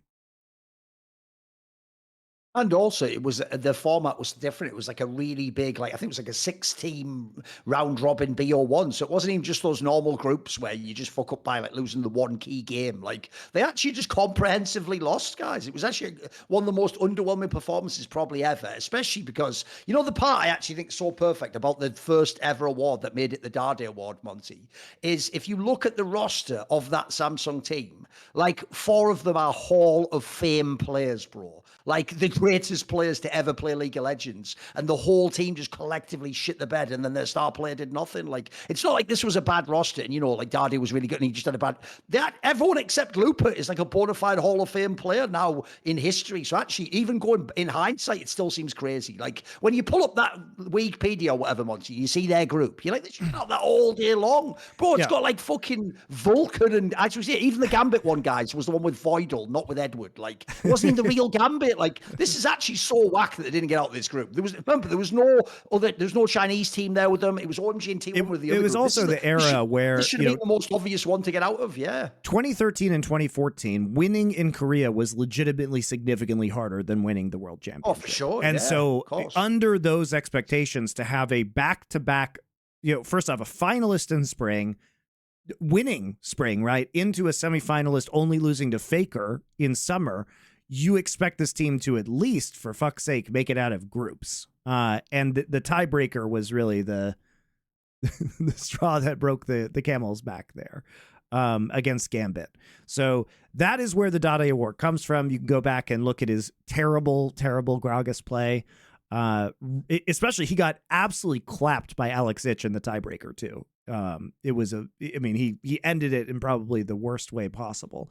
But Fnatic and Gambit were in the group, so they did have two of the European teams. Both European teams end up getting out.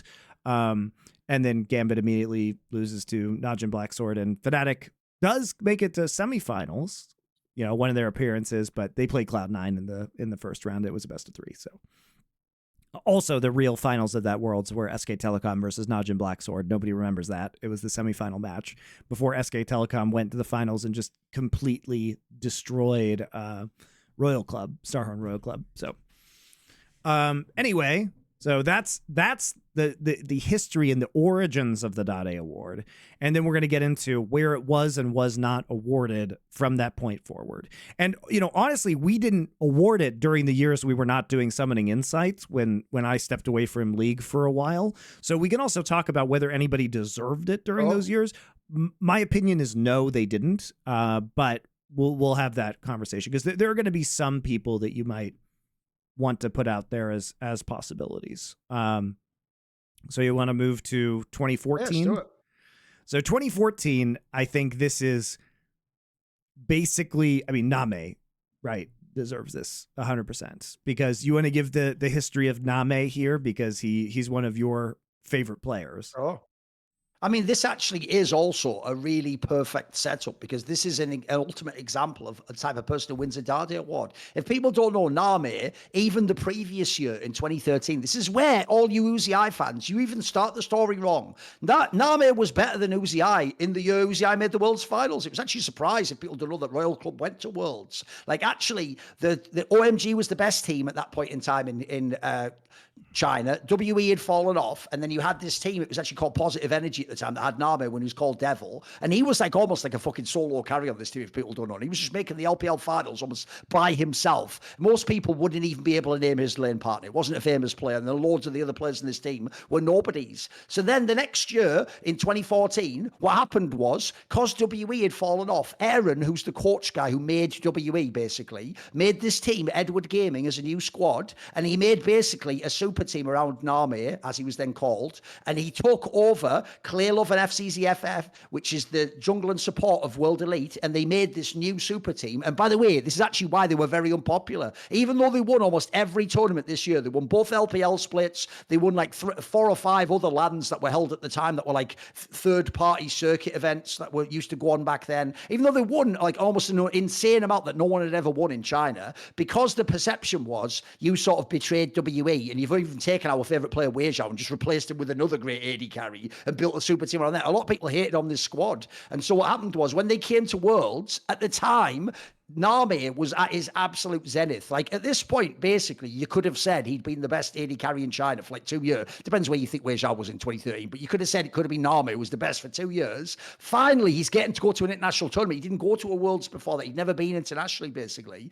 And because we've just seen them win both the LPL splits, at the time, we had him as our number 1 AD carry in the world, Monty, which is a totally fair opinion. Because at the time, think about it, his competition was Deft, who famously, actually is a bit overrated back then, wasn't good in lane, and then Imp was really good, but the problem with Imp was he had a super team, so a lot of people looked and they were actually, if you don't know, basically NaMei was the win condition in his team. You played around him, you got into the late game, and he would carry the team fight. So this is a player where we actually had him, as I say, it's a very rare case, but back in the era, the heyday of Koreans, we had a Chinese AD carry as number 1 at that position. So unsurprisingly, when they went to this Worlds, even though in the end they lose in 5 games in the quarters, that's actually, if you ever look at the actual games though, they're mega underwhelming games. The team they lost 2-star World Cup in the quarters. They're dealing with them every time in the LPL. That was never a problem. In the group stage, it's only because they had like one of those scuffed group stages where they didn't have like a super competitive group stage. If they'd have been in one of those ones, bro, where you had like the upset merchants, like the Cloud9s of the world or the Fanatics, they could have been in trouble. Who knows? Like, and at this tournament, right. Here's the thing. Supposedly NaMei was like a bit ill, but he definitely didn't play like NaMei domestically. He was like, he actually did look like one of the best players in the world. It was just funny because I remember, you know, the previous year with Dade, people were clowning on me because I didn't watch Korea. So they're like, how could Monty be hyping up this Dade guy?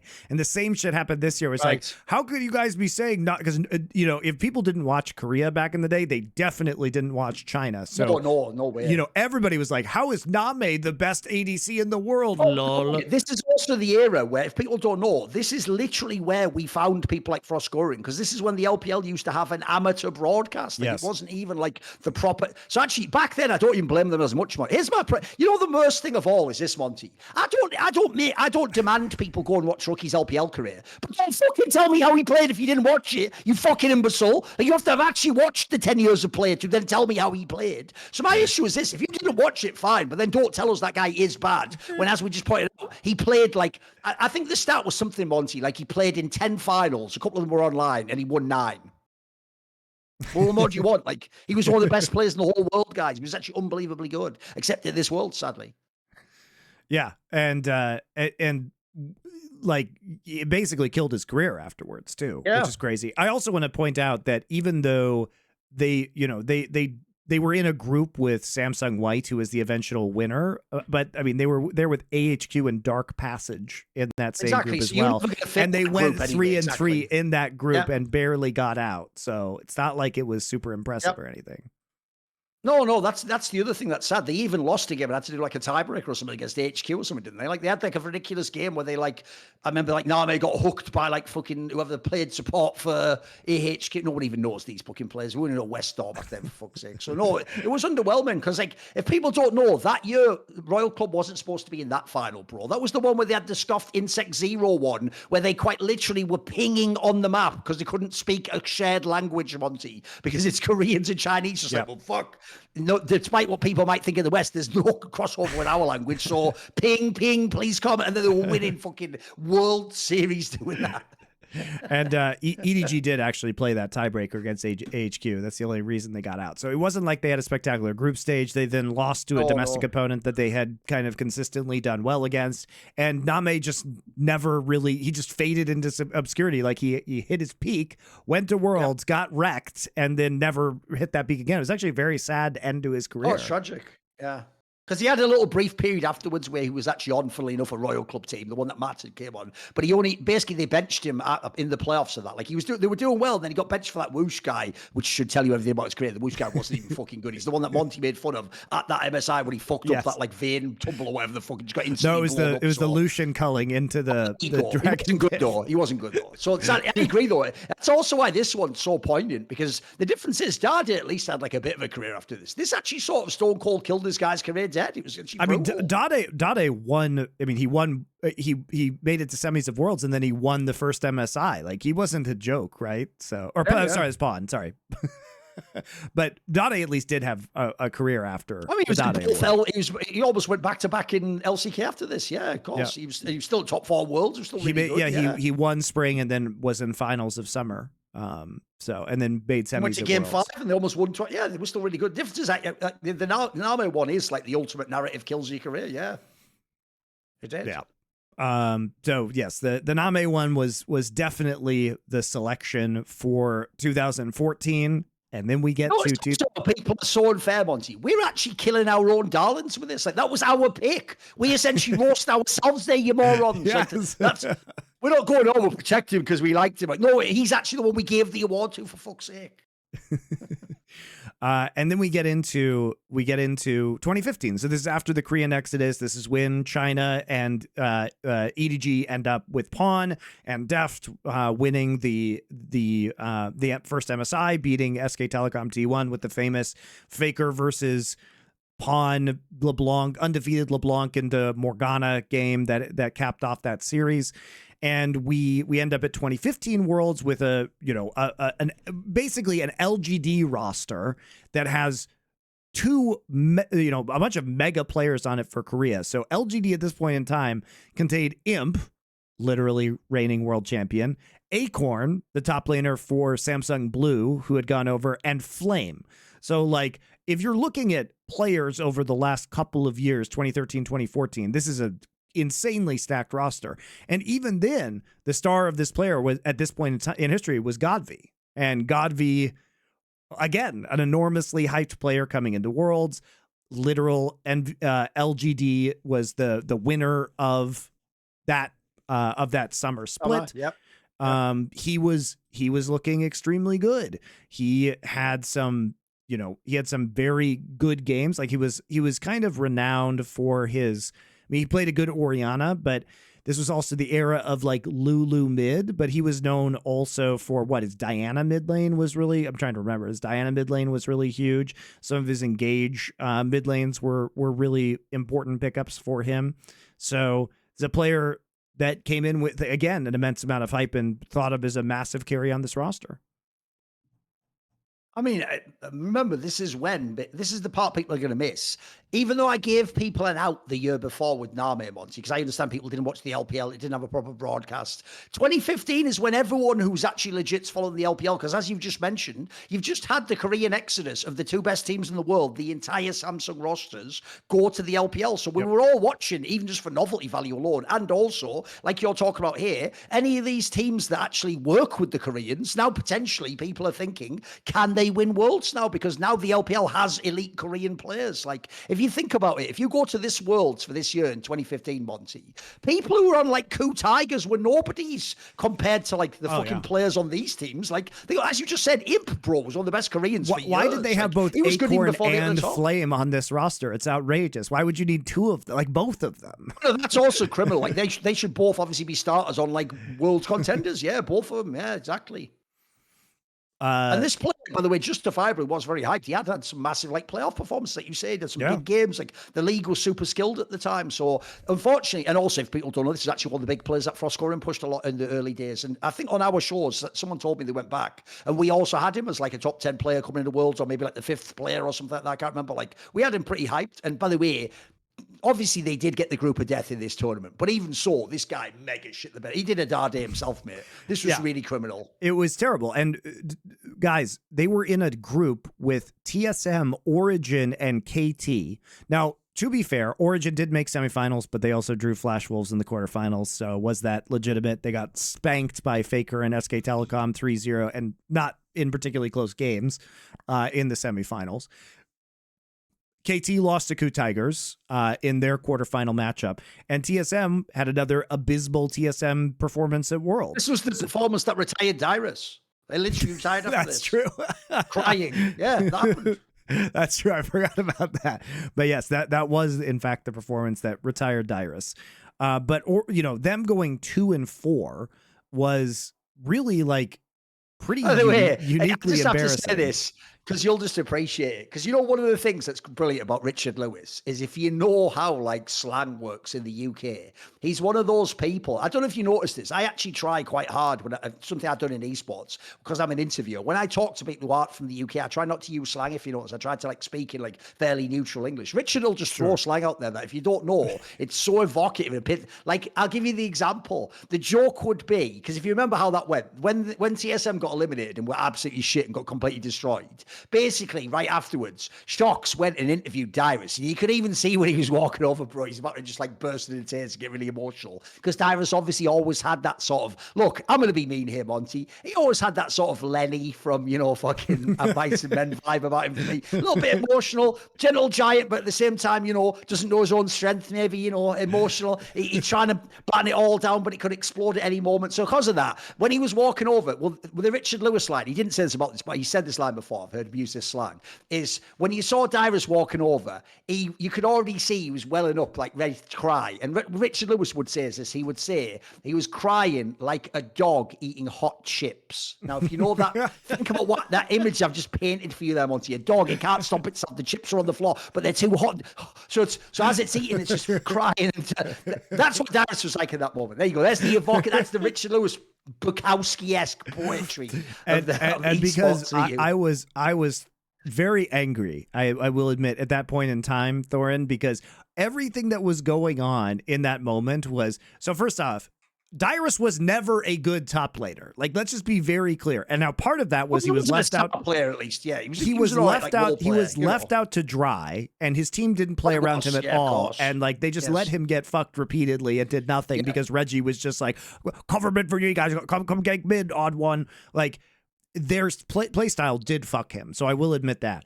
But basically, what everybody else was like, oh my god, this is such an emotional moment, and I'm sitting here being like, there is 20 better top laners in the world. Why are we having like what am I going crazy right now that I exist in a sport where we are literally celebrating the 25th best top laners in the world with this emotional, like this is ridiculous. In no real sport would this ever happen.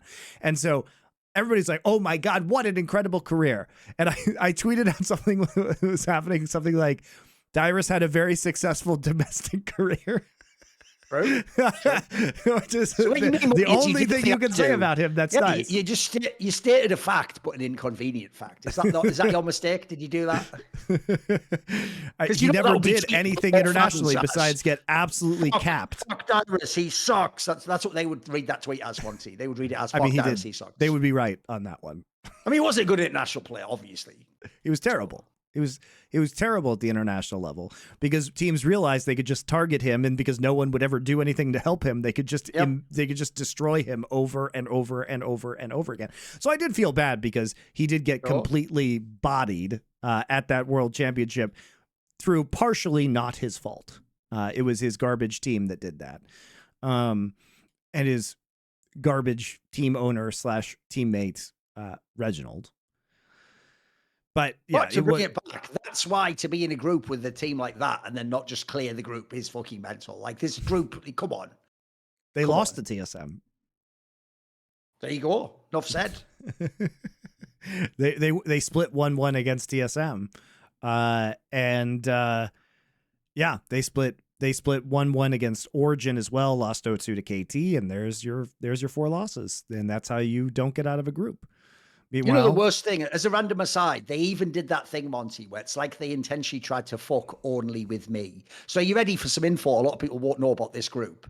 Is in this year, for some bizarre reason, like the coach got fired from LGD or something. And are you ready? This is actually going to melt your brain when you think how insane this is. So are you ready, Monty? While the coach was fired, they just made Acorn the coach. So Acorn used to just go, I think I'm going to put myself in the starting lineup. So at this Worlds, what happened was when they went 0-3, Acorn was in and he lost all the games. Then he went, well, I'll put you in then, Flame, even though it's basically impossible now. And then Flame won 2 out of the 3 games. It's like, you just fucking with me personally. Like, what did I do to you, Acorn? Did I hurt you? Did I do something, bro? Like, that's insane in itself. But anyway, yeah, in this group, like the GodV guy is absolutely the one who mega. Also, we got some great memes. GodV was great. So yeah, he was terrible though. And as far as expectation was concerned, it was really like his underperformance more. I mean, he got completely clapped by Bjergsen in one of the games that he played against TSM. So GodV, I think definitely. So what's funny is like we start with the Dade Award in 2013 and then we have 3 straight Dade Award winners. By the way, just to confirm for people, I think most people for this particular team, the LGD team, even if they were a massive Korean fan, you'd still have this team like top 4 to win Worlds or something, bro. Like this is one of the teams. They were the number 1 team from LPL, and they didn't even make it out of groups. Yep. What is that? Dade is totally. This is one of the most. This is up there with the Dade as one of the most deserved Dade Award wins ever, in my opinion. This and the FPX ones later are right up there. Yeah, the FX ones are really egregious as well. Both Doinb and Tian completely deserved those. Let's move on to 2016 and the Dade Award that happens at that one, which is we're back with EDG, but it's not NaMei this time. This is the Pawn / Scout edition with Deft, who is still on EDG. And who is there? None other than Clearlove, legendary Chinese jungler. Now, EDG did, in fact, make it into quarterfinals of this Worlds, but they managed to get second behind H2K somehow in their group. And this was really just, this is probably the lowest point in Clearlove's career. If you're EDG, you're supposed to just win that group. There's no Koreans there, bro. You're coming second behind European team with like a scuffed roster. Like, yeah, it's ridiculous. And then even the round of 8 one, mate, they just get easily dealt with by Rocks Tigers. Like, it's not even a good game. Yep. And again, like this is LPL. It's their finalist. It's the team that wins the finals again. They dominate RNG 3-0 in those finals. Doesn't even look like it's going to be close. It's a combination of Scout and Deft, this is when Scout starts to really take off in his career. Mako, who arguably is the best support player of all time, is also on this roster. And definitely you expect to make it out top in your group. And this is one of the ones where, sure, he made it to quarterfinals, but his performances were uniquely miserable. Oh, let's put this in context. This guy has now been on most. At this point, he is far and away the most decorated like jungler Chinese from player. China, but maybe even Chinese player. You're right. He's been like definitely. all the worlds except season 3. He's won the LPL a bunch of times. He's won with different rosters, and also, you know this as well as I do. Right, back in the day, the people who were the experts about the LPL, the Kelsey Moses, did mega rate this guy highly. Like they all thought he was sort of had like a different vision on how to jungle. Like if you remember his whole shit in the early days was like he farmed up and then he was an extra carry. Then later with Deft, he did become like a lane ganker. And so their whole perception was, if you think about this, Monty, at this point, he's supposed to be one of the greatest LPL players ever. And remember, this is 2016. He's been playing since 2012. He's also a mega veteran at this point in time. Like it's not like he's a rookie. You know, the GodV one that we've just done in the year before, that guy had never been to an international tournament. Like that basically was his whole career. Came and went over that tournament.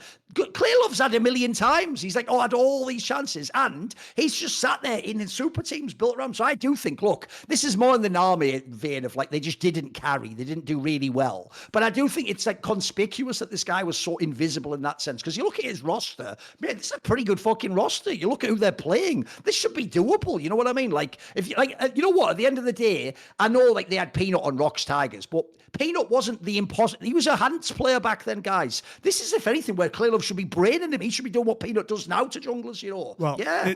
It's also true that this particular Worlds was very much like a carry jungle Worlds as well. Yes. And I think Clearlove, as I remember it, his group stage was okay, but not spectacular. It was the quarterfinal against Rock Tigers that he just looked fucking terrible. Into Peanut. And like you say, you can't take the Peanut that we know now as like the cerebral pathing guy and apply it to Peanut then, because Peanut was like 17 years old and using, 18 years old and using his hands and had no real concept of macro at the time. But this was a jungle meta that was dominated by like Hecarim, Olaf, Lee Sin, the old version of Rek'Sai. This was a Worlds where you absolutely could. Nidalee as well was really big at this World Championship. So it was absolutely a meta where you could carry very hard, I think, out of the jungle position. And for him to also just not step up in that occasion was pretty damning.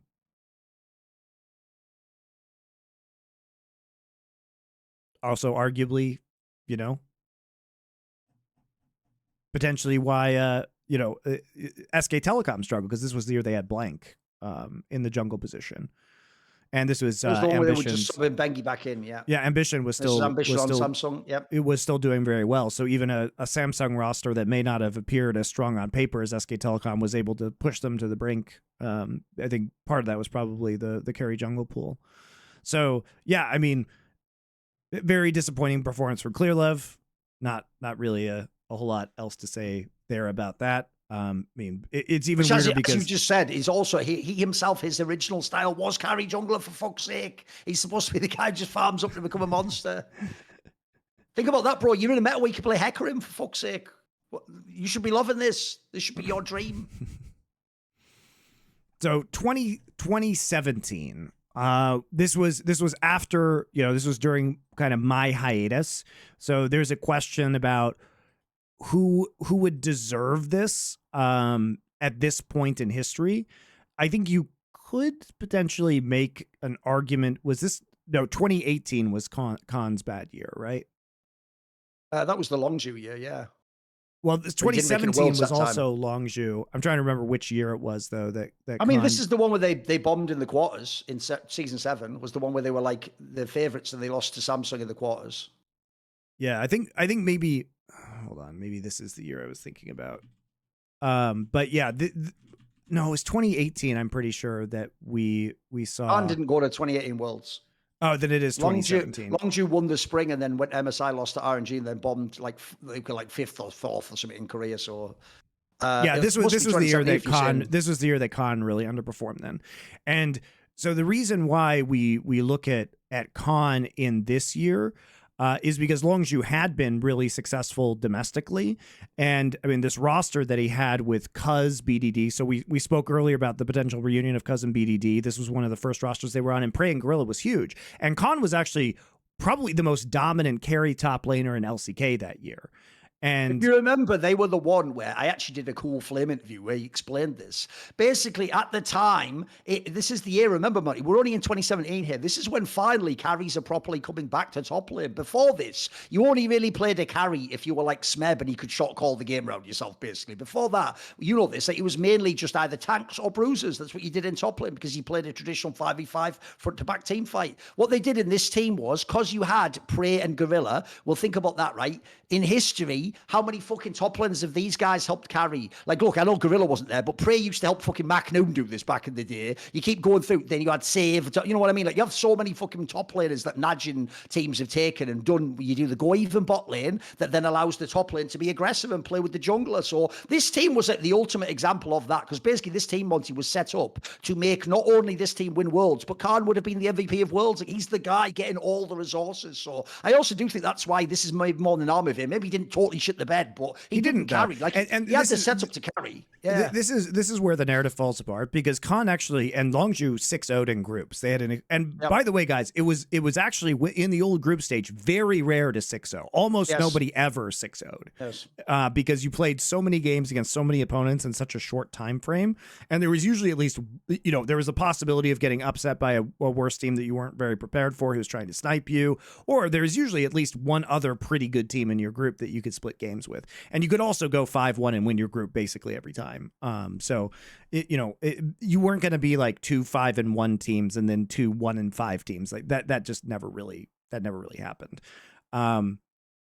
So yeah, it was mostly the quarterfinal matchup against Samsung, but Samsung also went on to win Worlds, and it's not like QV was a fucking bum at the time. QV is actually probably one of the most underrated top laners in Korean history. He was very good at that time.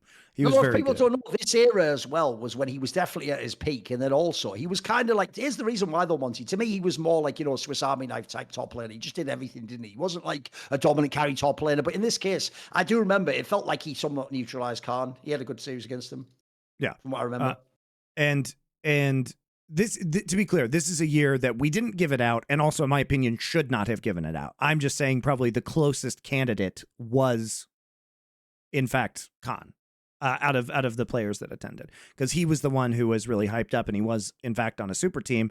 But that super team did 6-0 groups and then just ran into the eventual world champion in the quarters. Could they have played better? Absolutely. Should they have won? Yes. And as you said, he did smurf the group too, so yeah, can't hate on him really. Then we can go to 2018, and can I just pause really quickly? I just need like 1 minute. I'm dying to get to the toilet a second. Yeah, sure. We will take a quick break. Actually, you know what I'm gonna do is I will use this opportunity, guys, before we go to 2018 to talk about our other sponsor, which of course is Factor this week. Fabulous. Factor's back again, and you can get chef crafted, never frozen meals delivered directly to your house. They've got 35 different meals every week, and of course they rotate them, so it's not the same 35 every time. You won't get bored, and over 60 additional convenience options you can add to your box, like keto cookies, pressed juices, smoothies, and my favorite have been their protein shakes. I love the horchata protein shakes I was getting with them. So this will be a great thing for you. If you find yourself ordering out a lot, this is going to be cheaper and probably healthier for you too, unless you order out very differently than I do. I will say that. Usually I'm not picking the very healthy options when I order out. So it's nice to have this here to make sure maybe you're eating a little bit better as well. So you can also help you choose different menu preferences to manage your calories, maximize your protein intake, avoid meat entirely. They do have vegetarian and vegan options, or have well-balanced meals. They're chef-prepared, dietitian approved, and cheaper than takeout and dining out. That's just true. It all gets shipped to you in a refrigerated box. It is great. So head to factormeals.com/LFN50 and use code LFN50 to get 50% off your first box and 20% off your next month. That's code LFN50 at factormeals.com/LFN50 to get 50% off your first box plus 24% off your next month while your subscription is active. If you guys losing a little bit of time as you get ready for the holidays, maybe now's the time to try Factor. It's great. So thank you very much. And again, supporting our sponsors, best way to support us. So 2018.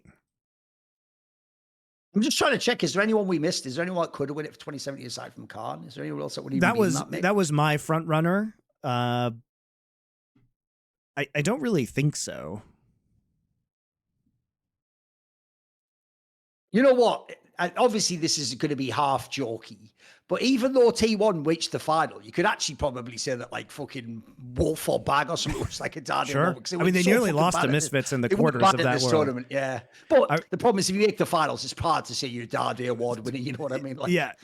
To be clear, this tournament was, if you want to see, if you are the rabid Faker fan nephew who never watched his early career, this Worlds was probably one of his, if not his most hard carry performance, because they nearly lose to Misfits, fucking Misfits with, and their Misfits roster was Alphari, Maxlore, Power of Evil, Hansama, and Ignar. Okay. And at the time, most of those names are nobodies as well, by the way. They haven't even become people yet. Yeah, exactly. SK Telecom, Alphari was a rookie that year. No, he wasn't. He was a rookie in 2016. 2016. He was. No, I think in LC, I think no, it's 2017 because that's the roster that I sold to Misfits. Alphari was on the Renegades European team that went through the promotions, and so Hansama and Alphari were both, and Cadril, hilariously, Cadril was also on that roster originally, but yeah, he wasn't on there by the time Worlds rolled around. But yeah, Alphari and Hansama were both on that roster. That was my team. So that was 2017. In fact, you are correct. And the that roster nearly took down SK Telecom T1, and then they almost lost to RNG as well. This was definitely like Faker dragging a bunch of bums into the finals. But yes, I agree. It's hard. I'm not sure how much the rest of that roster was exactly hyped up. I think that's fair to say. Oh, I guess it was May 2016 was when he was first in Misfits. So this was the next year. He was technically not a rookie any longer. All right. So 2018, Alphari, that is 2018 Worlds. This is another one where I think maybe the closest person is Ruler. Because Gen G was so bad, you mean? Because they were like last place. I mean, the problem is though. I mean, I guess you are the reigning world champions. That is an angle. It is true. You were the world champion the previous year, and also no one else is really hyped on that team.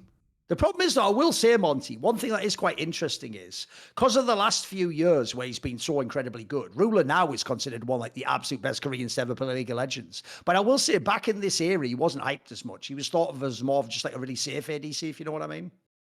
Yeah, and Gen G hadn't really performed in the playoffs. No, either. They were crapping domestically. Yeah, it was also to this world. So they kind it was also yeah. his rookie season, which is the other thing that. This is not when he was. I think we're talking about right now because what you're on about? He was already in the Worlds twice before. That's what we're talking about. Oh yeah. Sorry. But I mean, Gen G wasn't really expected to do well because they got knocked out in the first round of the playoffs in summer. And they had to actually play into the regional gauntlet where they did. I mean, they did beat SK Telecom. In both splits, they finished 5th place, mate, in LCK. That's all you need to know. So they kind of did a DRX by even making it to Worlds. Yes. But then they went 1-5 against like Cloud9 and Team Vitality and RNG. So I just don't think the expectations of them were sky high. And this is, again, a year where it wasn't given out, and I don't think it should have been given out.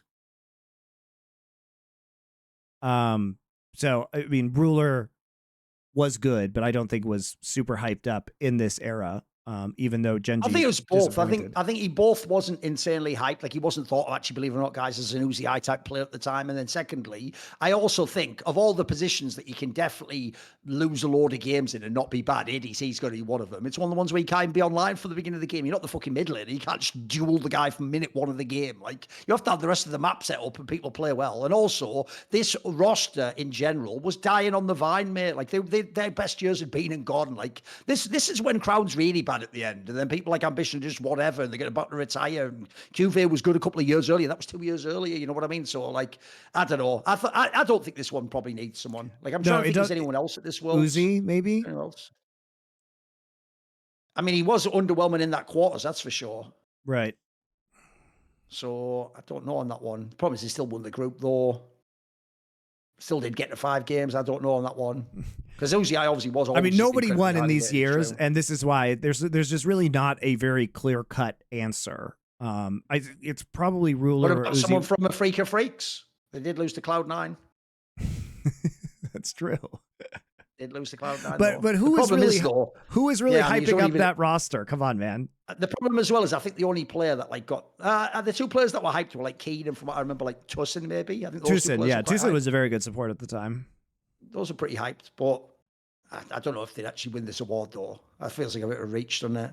This is why I said it's quite specific, the guidelines. Like not every team even qualifies. The real problem is the reason why not many people can win the Dade Award, Monty, is the actual group of people who are even in nomination every year before Worlds isn't much. It's like 5-6 players or something, or 10 players or something, you know. Yeah, this was pretty high status. This was also the year of the KT super team. And so people might say, oh, what about KT? Well, they did lose to IG, who eventually won the world championship, and they were the only one who took even a game off of them, and they took 2 games off of them in the playoff bracket. And most people consider KT versus IG the actual finals of that tournament. It was certainly the most competitive game because IG just ran through G2 and Fnatic very easily after that. I think it would be difficult to argue that that was KT's issue. So, for me, again, who are you giving it to for KT? Like the most hyped player on KT was probably Deft. I don't think he's even the bad one, was he? Wouldn't it have been some of the others that had shit games? I mean, did they have that shit games? Because they pushed some underwhelming games against IG. But again, as you say, IG got better in hindsight, didn't it? Because we know how good they were now. If KT wins that series, KT wins Worlds. Period. Yeah, probably. I mean, there's no way that they would lose that semi and that final, right? I think that the path was pretty much cleared after that quarterfinal, especially with the side of the bracket that they were on. I don't think it would have been very challenging for KT to win the world championship. All right, 2019. Here we go. Let's see here. So 2019. I think the closest argument you can make in 2019 was maybe Nuguri, but Nuguri was a rookie this year. So was he that hyped up? Like Nuguri definitely had a very underwhelming Worlds, but he was also a fucking rookie. And I mean, losing to that iteration of G2, which also eventually made the finals, including beating SK Telecom in the quarters, was a massive achievement.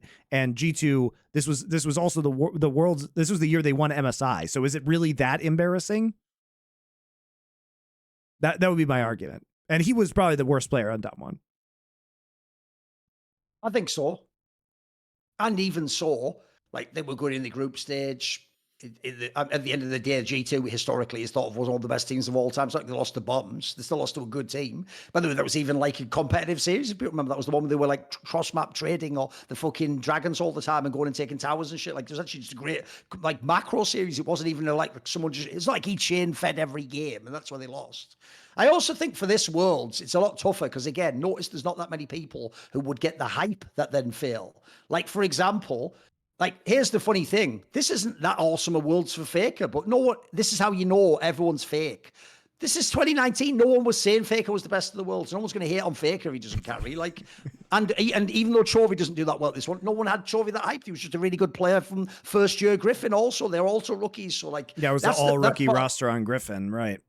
Although they weren't quite rookie, I guess they played in season 8 as well because they lost to that like KT one. But whatever, they were still young in their careers is the point. No one had them as like the absolute best players in the world, did they? So I don't even think like Tarzan was there necessarily. you know, this was also like the peak G2 roster where Perks had switched to AD carry and they had brought in Caps.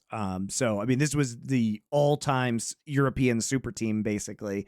And I don't think there was a lot of shame considering they were literally the reigning MSI champions coming into this. And Nuguri was a fucking rookie. And the Damwon core obviously went on to greater things, but Nuguri was really underwhelming at this World Championship. I also agree. It makes it not as bad that because like G2's already beaten T1 at like MSI, they already are known to be a very good team. No one's thinking they're like, oh, it's a Western team. Like, everyone knows this is a really good Western team at this point in time. Yeah, the shame is they got bopped by FPX in the final, and who knows how much of that was just the weird FPX meta. Right, with the fact that Doinb was able to play all that weird stuff, that Tian was playing these like carry junglers. This was the year with like Tian. And by the way, this will be important later. Tian was absolutely the MVP of this World Championship. He was great. Oh, he's mega, yeah. His Kiana play, his carry jungle play was immensely good. It's funny that they both get maligned, but if you ever go back, Tian and Crisp in this world's are fucking. They're the two best players on this team. They're really good. Yeah, they're really good, mate. And this was. I don't think this year has anyone. When you look at the teams, I don't think this year get one. No, I don't think any of these last years got one. Like I don't think 2017, 2018, or 2019 had a clear-cut Dade Award winner. You know, the thing about this was also just such a fucking weird tournament because Doinb was doing things like he was playing Scion mid. This was the Nautilus mid era. The entire like world's meta was very bizarre. And was set by Doinb's roaming. And Doinb definitely had some good games, but even watching that, I think most people wouldn't be like, wow, Doinb's the best mid laner in the world. Oh, is it Rumble too that he played a lot? Over the course of this tournament. This is the famous one, Monty. Here's all you need to know. This is the famous tournament where Nemesis, who was on Fnatic, made that comment that everyone wrecked him over, where he said something like that, like Doinb was the worst mid laner left in the tournament or something. I think it was when there was like 8 teams left or some other play, and everyone wrecked him because everyone was like, he was better than you. But actually, he wasn't totally wrong. Like Doinb's style wasn't that impressive. It was more like, as we say, like a fucking general in the game. Was it? He was the Niski before Niski was Niski. Sure. He was the. So no one had him super hyped anyway. Yeah, this was So I mean, so 2019, I would say like this is the iteration of Fun plus Phoenix, and it's very important that we talk about. Holy shit! By the way, here's all you need to know about Doinb. This is all you need to know, Monty. In the series against IG, in the semis, he played Rumble and then 3 games of Nautilus mid. Like. So that's all you need to know. He wasn't some hard carry fucking mid laner, guys. He's playing a hook champion, for God's sake. He just hooks him in and then you kill him. So that was like LWX activate, kill him. Like, so no, I'm with you on that one. This year doesn't get one, right? What about the next year? What about 2020? So 2020, this is when I was back and we had restarted. I mean, technically we did have SI in 2019. And at the end of 2019, yeah. Yeah, this one with the studio. But 2020 was a year where we didn't give it out because I don't think anybody realistically deserved it. This was the year that Damwon beat Suning. Now Suning, you could say they were definitely not supposed to actually make the finals. No. Like top esports was definitely the highest team of that year. So would you potentially say like Knight deserves that award? But he still made. He was in the semi-final of Worlds, didn't he? I know. He did win his group and then go to semis of Worlds. Like, you know, that's not that bad, is it? Come on. Yeah, you could be like, well, LGD was a Chinese team and they didn't make it out of groups. They were the 4th seed and they played in play-ins. And they still, I mean, you hope that they don't lose to, or they don't beat Genji or Fnatic in that position. And otherwise, it was just a bunch of Western bums. This was the famous TSM 6-man sleep era. But the problem with that is you might say, wow, what about TSM or Bjergsen? They were not expected to be by anyone with a brain like top 3 players in their roles. And it really does have to say this is the year, Monty, where in summer they almost twice got 3-0'd by Golden Guardians. They almost didn't even make Worlds. Like, yes, this is when they had to keep winning those game 5s domestically with fucking Zillion mid to like miracle win the. I mean, it was outrageous that they even were the 1st seed. No one had any expectations. They looked like garbage coming into Worlds. And obviously, everybody, including us, was saying, wow, this Bjergsen Zillion is going to be super exploitable at the international stage. And lo and behold, it was. Turns out you can't play that. You just get bodied by Lucian. And otherwise, you know, you really have to have that expectation of who is truly a top player. Here's why it doesn't work, because the one team that kind of did fail was Gen G, because they got beaten by G2 in the quarters. But again, you look at the players who was being mega hyped on this Gen G roster. Like, no one, this is the era when everyone went off the boil with BDD, bro. No one cared about him at this point in time. Like, no one was saying like we are now, like he's one of the absolute best in the world. Like, I think when you look at their roster, like, who would you even hate on there? Like, because the problem is who's being hyped. They were also the third seed from Korea. This is cleared after T1 where people started hating on him too. So no one's hyped at this point in time. So I don't even think that there's not even a winner on there, you know. If anything, people felt sorry for Ruler. He had like fucking Life as his partner in bot lane, and the rest of his team was a bit scuffed. Like, I actually think that, yeah, there's no winner on there. There's no winner on that one. And that's what we said at the time as well. All right, 2021. Here we've got a winner. Finally, we're back to Dade Awards, clear-cut winners. We did give one out for this year. And it absolutely truly in the Dade vein. This isn't just I didn't carry. This is like I actively shit the bed everywhere. Because even though you had an insane group, Monty, it's supposed to be an insane group for the other teams. If you're down one FPX, you're supposed to go, cool, see ya. We're off. Like the idea you get group. If people don't remember, Monty, even though FPX didn't win the LPL, everyone in the world said the two teams that are going to win this world tournament is Damwon and FPX. They were the two #1 favorites. So to get grouped is insane. Even though it was a very hard group, to get group is still insane. And this guy definitely fucking, holy shit. He was definitely reverse cooking. He was fucking shit in the bed on this one. He was bad. Well, I think what's really important to understand about Doinb now versus Doinb when he won in 2019 is by the time we fast forward to 2021, Doinb is a much more complete player. Oh, for sure, yeah. He is actually popping off. He was like this weird fringe meta player who found the right way to play weirdly at Worlds in the right patch in 2019 and win. He was not the best player on that roster. On this iteration of FPX, coming into this tournament, he was absolutely the best player on this roster. He was having some of his best seasons. He had diversified his champion pool. He could play standard. He was playing beautifully. He was clapping people domestically. Nogari's on his team now, right? He's actually got a good top laner, not fucking Gimgoon, who is easily one of the worst players to ever win Worlds. When he went to this Worlds, he was the reigning MVP of the LPL. Yes. Doinb. So this is in Zenith, yeah. He's supposed to be mega at this point in time, bro. Yeah, for sure. And not only did he get grouped, it's the way he got grouped, because this was the perks version of Cloud9. Because the funny thing is that we said it's very rare a team goes 6-0. Damwon goes 6-0. The other three teams all go 2-4. They go 2-4. And so FPX then has to play against Rogue, immediately loses tiebreaker. Rogue loses the last tiebreaker against Cloud9. And that's it. So, you know, Cloud9 ends up advancing. But they couldn't even win 50% of their games in this group. It was a miserable performance. By the way, even one of their group stage wins early against Cloud9, Doinb is 3-4-3 on fucking Malzahar. Like, bro, that's a win. That's one of his rare wins at this World. Fucking hell.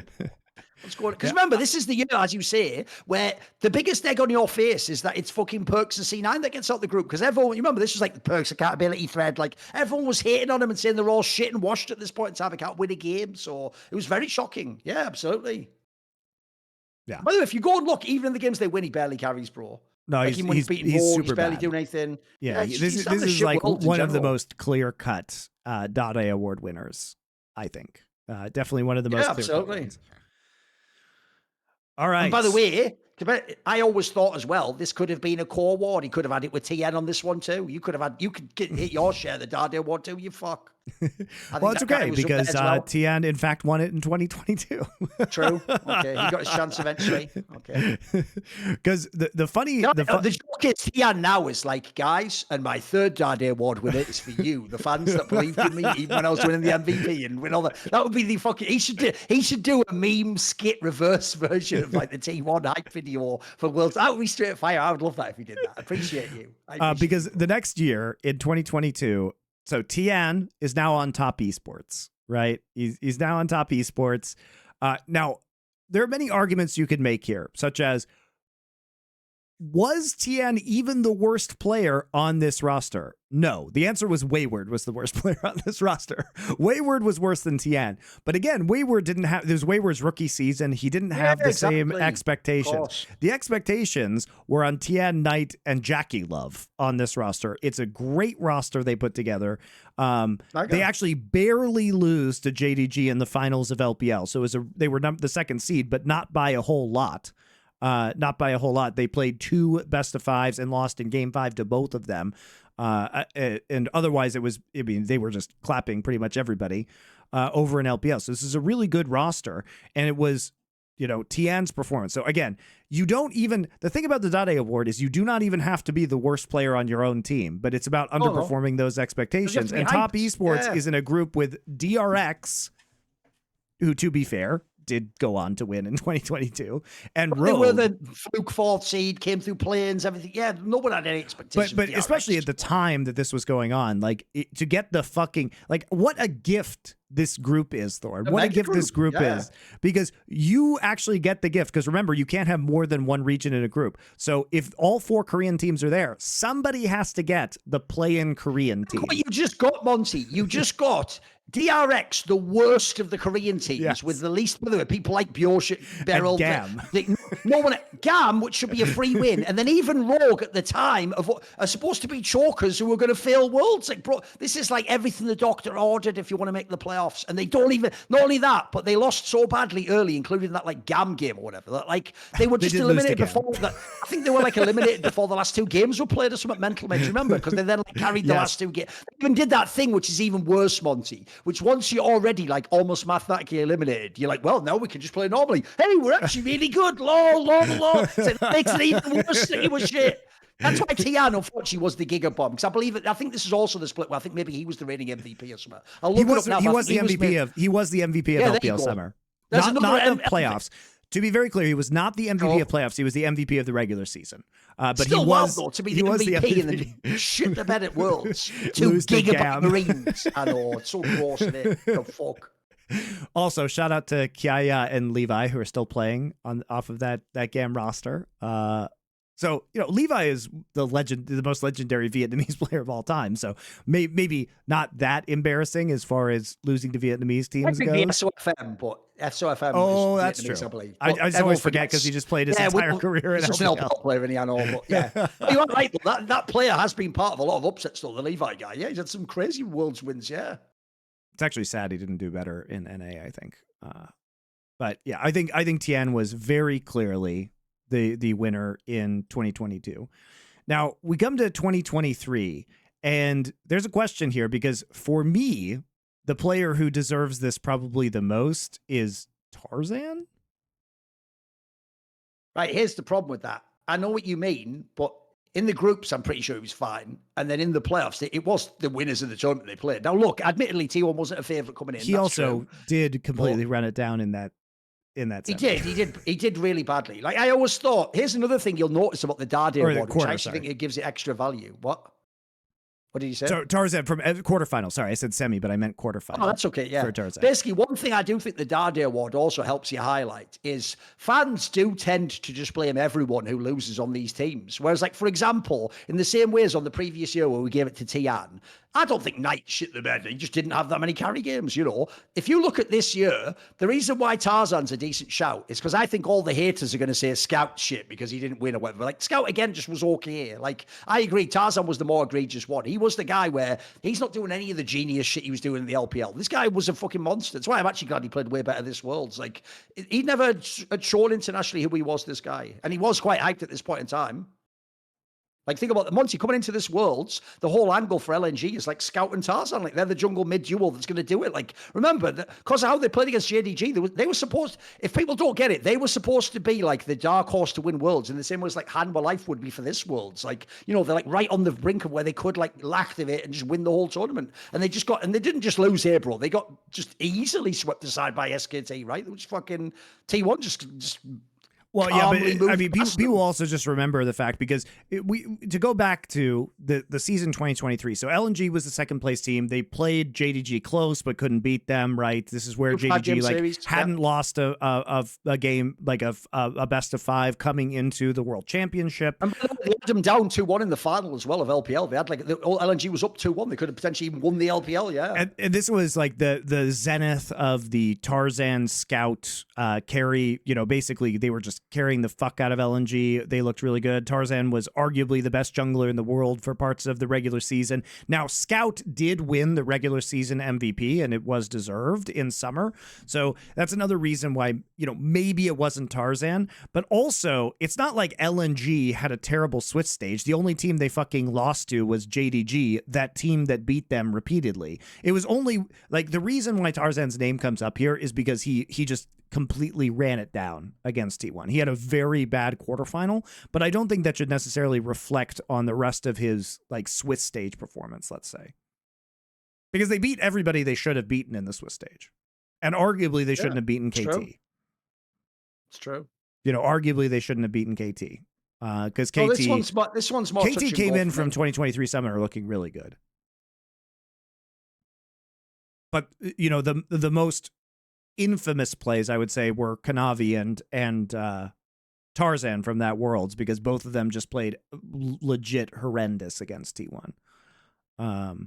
But Tarzan was definitely a player with very big expectations. The main problem with this year is the Swiss angle. Like, for example, if you want to talk about people who failed expectations, Gen G would be up there, but they were great in Swiss, so what can you do? What do you want? Like, I have to say they were really good in. By the way, they smashed T1. What are we talking about? You know what I mean? Like, it was like you can hate on them in the quarters, but who are we hating on it? By the way, I always say this. I don't think I think that series from Chovy's fine. If you ever go and watch that one, he has a couple of good games. Chovy was not the problem that series. Chovy was definitely not. It's totally fine, mate. You could maybe hate on Peanut or something, but even then, I'm sure his group stage was fine. Yeah. This is a year that I just don't think anybody really deserved the Dade Award either, even though clearly Tarzan would be considered like a top 3 jungler in the world heading into Worlds. He still had mostly good performances, and I think having just one bad day doesn't necessarily mean you get a Dade Award, especially if that award is in fact in the playoff bracket. But he was really bad in that best of 5. He was super bad in that best of 5. And then there's this year, which we also didn't give one out. I've got a question. I've got a question. Even though we just said earlier, when people make semis, it's hard to give them a Dade Award. Bro, between the T1 and the FlyQuest series, Lehens was pretty fucking wilding on this one. He was pretty wild. Like, I'm one of those people who does that thing where everyone who dies in the games are int. And I definitely, by the way, do think every time a jungler and support die in a team fight is not an int. That's just the nature of they're not as powerful roles. But holy fuck, this guy had so many, like, just from memory, bro. The amount of times it looked like he was just walking into die was crazy. Like, he had some really bad where he got caught. I mean, because the FlyQuest series too, he had some bad fucking moments. Mate. This guy had some really crazy games. I mean, you could also make potentially an argument, like you said, for Peanut in 2023. But yeah, look, I just think if you make top 4, or if you get eliminated and you have a bad day, but your groups or your Swiss looks okay, I just don't think that really qualifies. Like Gen G 3-0'd in Swiss in 2023. I'm with you. Like, by the way, I do think it makes the award more valuable if we don't just give it out willingly. It's like the Hall of Fame. You have to be really, really special to make this award. and in this case, in the other, if you guys are new and you're looking at this and you're like, wow, how could Peanut or Tarzan or Lehens not win it? That should tell you something about how bad the other players who won this award performed. I mean, we are talking legendarily bad performances. MVPs shitting the bed in the group stage and like not getting out of groups, right?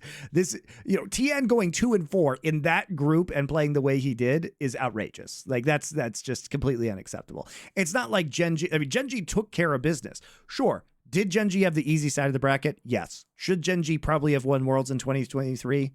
Yes, that's true. Did they fuck up? Sure. but it's the level of fuck up was just not as severe as the level of other worlds fuck ups. You know, the part that makes me actually want to like dry heave vomit when I look back at that bracket is it's also that shit, Monty, where it's like Weibo fucking sucked, right? The only way Weibo could ever make the final is if Gen G first lost to BLG, who's pretty good, and then BLG, who's not quite as good as Gen G, but's pretty good, then loses to domestic rival. That's the only way Weibo could have made it. Wasn't it? So from that, we literally, it was 2 finals we were robbed of, Monty. We were robbed of like a BLG one, which would have been good too, and the Gen G vs Tian would have been fucking insane. Imagine the hype if that final was set, bro. That would be incredible. And instead, we got one of the worst finals ever. Where like, you know, like, bro, I'm actually being serious. I actually feel like in the final there, like even after like game 1, it's like Weibo's like, lol, what are we even doing? This is Yeah. over. Like game 1, like what? It was Weibo versus T1 was definitely one of the worst finals in league history, and we've had some bad ones, man. Like, yeah. I mean, think about the Fnatic final where FPX they couldn't decide whether Soaz or Bwipo was playing, and they just got clapped. The IG one, the games. IG, yeah, the IG one, yeah, the IG Fnatic one. Yeah. You know, the G2 FPX one also pretty shit. G2 right out the gate, just desperation drafting from like the first game. Like that's also a bother. That's another way, you know. I know. It's wild, isn't it? He's like, I hear you can roam, Doinb. What if I play Pike? I'm like, no. Which is so sad because that was actually a year where G2 probably had the best chance of any Western team ever to actually win Worlds, and it was wasted. Oh, for real. I've actually seen, I can't remember if it's Caps or Yankos, but one of them even said something like that they actually have literally woken up in the night thinking about that final. Because that's the one where, like, not only could you have won, but that window's gone now, isn't it? Like, that was a brief period where you're like, oh my God. And then the worst thing is, Monty, you lie to yourself when you lose that final of like, it's all right, we'll be back here next year. And it's like, you never will be, bro, but okay. I know that's a bummer, but it's over. Like, this was lightning in a bottle, and it's gone now. So surely Skewmond will be the jungler to carry them back to international glory, Thorin. By the way, I didn't want to do a whole rant on it, but I'm getting really sick and tired of this thing people do, Monty. I'll explain it very briefly. You'll get the premise, right? You know the reason why we're actually disliked? Because there's no upside aside from, you know, like intellectual integrity, covering the game's history properly. There's no upside with fans to say that like a popular team sucks, Monty. It doesn't do anything. You'd be better off doing what they do on Riot broadcasts. You pretend every team's really good and T1's just not quite as good as Gen G. That's all. Aside from that, they're really good. Every team's awesome. They're all the best teams in the world, Monty. Now, the reason why I say that is because when it comes to like rating people do just want you to say these people are all fucking dope. What were we just talking about there, by the way? What were we talking? Skewmond, there you go. So what people want to do is this. You've seen it with Skewmond and then this Kalist player, right? Monty, we're pretending every great rookie is Caps. We're just doing that now. So Skewmond, yeah. Oh, by the way, he's the Yankos. You know, this Kalist guy, yeah, he's basically Uzi Eye. Like, they haven't even played one game yet. They haven't played one LEC game, and we're already crowning them like, because here's what I don't get, mate. I actually thought there would be a way bigger blowback over, like, we're just getting rid of Yike, but for a rookie. Like, what? Like, what? Oh, sorry, yeah, for rookie and support. Like, what? That's a crazy move. Like, these moves were on the table and no one was even complaining. Like, MykX didn't have a great year, but he's not shit. Like, well, I think the MykX thing is mostly because they want a laning support rather than a roaming support, which is a choice. I mean, it's implied also this might be like a Hansam move where they're doing it to keep him happy or some shit like that. Yeah, true. I think there is value because Hansama likes to play a lane dominant style to really like just crush through bottom lane and win the game that way, which is not something that MykX necessarily gives you all the time. But we'll see. I mean, obviously MykX has been enormously successful both individually and with G2. It's definitely going to be I think a massive change to the style that G2 wants to play. And also I think the problem is that G2 has been about, you know, over the years, they have this X factor, this surprise factor, right? And you just get less of that when MykX isn't on your team because he is like the Joker player on your team. He's the wild card. So it does make it harder. I'm just going to put this out there, guys. If you played in the LFL, you don't get to be hyped anymore. Do you know why I say that? Because Sakan ran the LPL, motherfucker. He ran that fucking league. So How did that work out? How did Saka work out in the LEC? And he's a mega veteran, by the way. So I think that the LFL players specifically are the ones that get mega overrated, mate. Every rookie from there, he's a genius. It's like, mate, I've even the same people who tell me I should shut the fuck up about Bo are telling me Caliste is Uzi. Like, all right, mate, whatever you say. Whatever you say, bro. Whatever you say. The other player that we discussed this year for the Dade Award was obviously Impact, because he's coming off his MVP performance and was really underwhelming at this World Championship. But the problem is, again, that nobody would have put Impact in the top 3 or even probably top 5 of his position coming into the World Championship. And that makes it very difficult, because really we're talking about players who are top 5 in the world expectation-wise, MVP of an Asian league coming in. And Impact deserved very much the MVP in LCS, but come on, man, there's like fucking Keen. There's been at this tournament, right? Broken Blade had a very good year. Probably, better than Impact, right? If we're being honest. Now, 369 may not have had a great year, but, he's still very good. Zayas, Zika, Breathe, these players, much better performances, I think. Even so, when you go in, he didn't have that good a year. Still made the LPL finals, so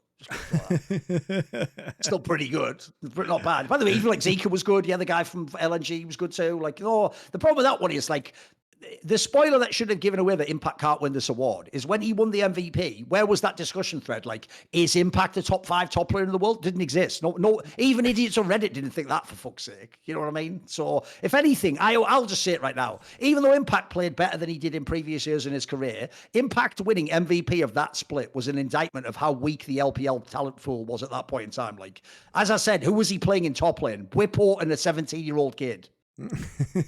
Or Thanatos, I guess, for one split. That's it. There was fucking no talent in that fucking position. It's so scarce. So no one hypes him. So he didn't have a good Worlds, but he wasn't hyped. Come on. Yeah. So that's the barrier to Impact. And then Lehens, I mean, I think there is a powerful argument for Lehens if he had a lot of playoff games. My problem is he did play a lot of playoff games. He was bad in most of them, mate. If Gen.G loses to FlyQuest, it's 100% Lehens, okay? Because Lehens is the MSI MVP, right? Sure, he is the MVP of the previous international tournament. He's had massive performances in finals, in both MSI and domestically in finals. He's had very clutch performances. He played like dog shit. But when you actually make semifinals, I think it becomes very, very hard to argue for a Dade Award performance. Like, quarters is... I think Thorin, if you're a great player and you scrape into quarters, or your ass is carried into quarters and then you just run it down in quarters, that's where you can get the award. But not if you make semis or finals. I think we have to draw the line somewhere. You can't be that bad. Sure. Still was hard to watch, though. That's more just he was the triggering me award than the Dade Award. Why does somebody have to run it down on Chovy every year, man? I've got a real question for you. His is also where, to tie it to the thing we talked about at the beginning of the episode, I'm really sick of gaslighting. They do this thing now, Monty, where they act like they gaslight us that we're inventing narratives. They go, and then they're so disrespectful, saying that like Kanavi and Lehens ran it down against Faker. It did happen. I saw it with my fucking eyes. Those were the best players in the world at their positions until they played Faker, and then inexplicably they entered the game hard. Are you going to say that didn't happen? Why are we being gaslit like this, bro? Like, I'm supposed to pretend Kanavi played like that the whole year in 2023. Well, then why did he win all those best of 5s? I'm supposed to actually pretend the Lehens I saw in this series, that's how he was playing in LCK. Of course he fucking wasn't. Either you didn't watch their domestic play or you are just a liar. Like, these are inexplicable. Like, those guys didn't even just choke, bro. They, like, actively fed the game. Like, that's criminal. I don't get why people gaslight us on that, mate. I think that's a pretty reasonable point to make when you watch the series. Imagine watching that series, Monty, and then not commenting on Lehens' play. And just going, I think, it's weird that T1's just a better team than Gen.G. Well, I'm not going to comment on the guy just walking up and giving his life over and over and over again. What?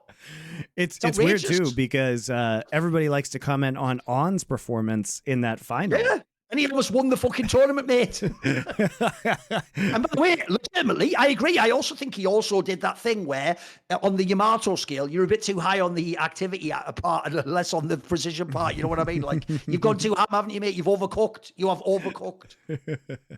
The joke is these two shouldn't be allowed near a grill. They're the uncle that would fuck all the sticks and links up and all that shit. Don't invite Lehens and fucking, what's his name, Kanavi to the cookout. They can't be trusted. They have to sit at the kids' table and eat a burger. There you go. All right. Well, there you guys go. There's a history of every Dade Award and possible Dade Award candidate in every year of Worlds that actually fucking mattered, i.e. since Dade in 2013. Was that 11 years of Worlds for you guys? And I agree with you, by the way. I actually think it makes the award better that we didn't give out a one every year. Like, it would actually lose its value. Now, if someone won, it was a really egregious performance in some context. Yeah, so it did its job. Yeah, none for the past couple of years, guys. Maybe we'll see another glorious Dade Award winner next year. All right. Well, I think we'll probably take some viewer questions now.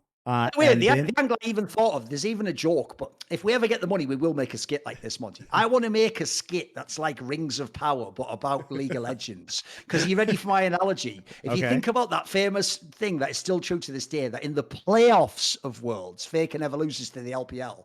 Because obviously all those LPL rings, Monty, those championships, those are like the rings that like Sauron gave to like the dwarves or whatever, you know. So all those LPL champions come out, Monty, with their ring like, haha, I'm a champion. And then obviously Faker is Sauron with the ultimate ring, which for the LPL is just macro. And then essentially he bits them into team fights like, powerful. And then he just destroys them using his cruel macro.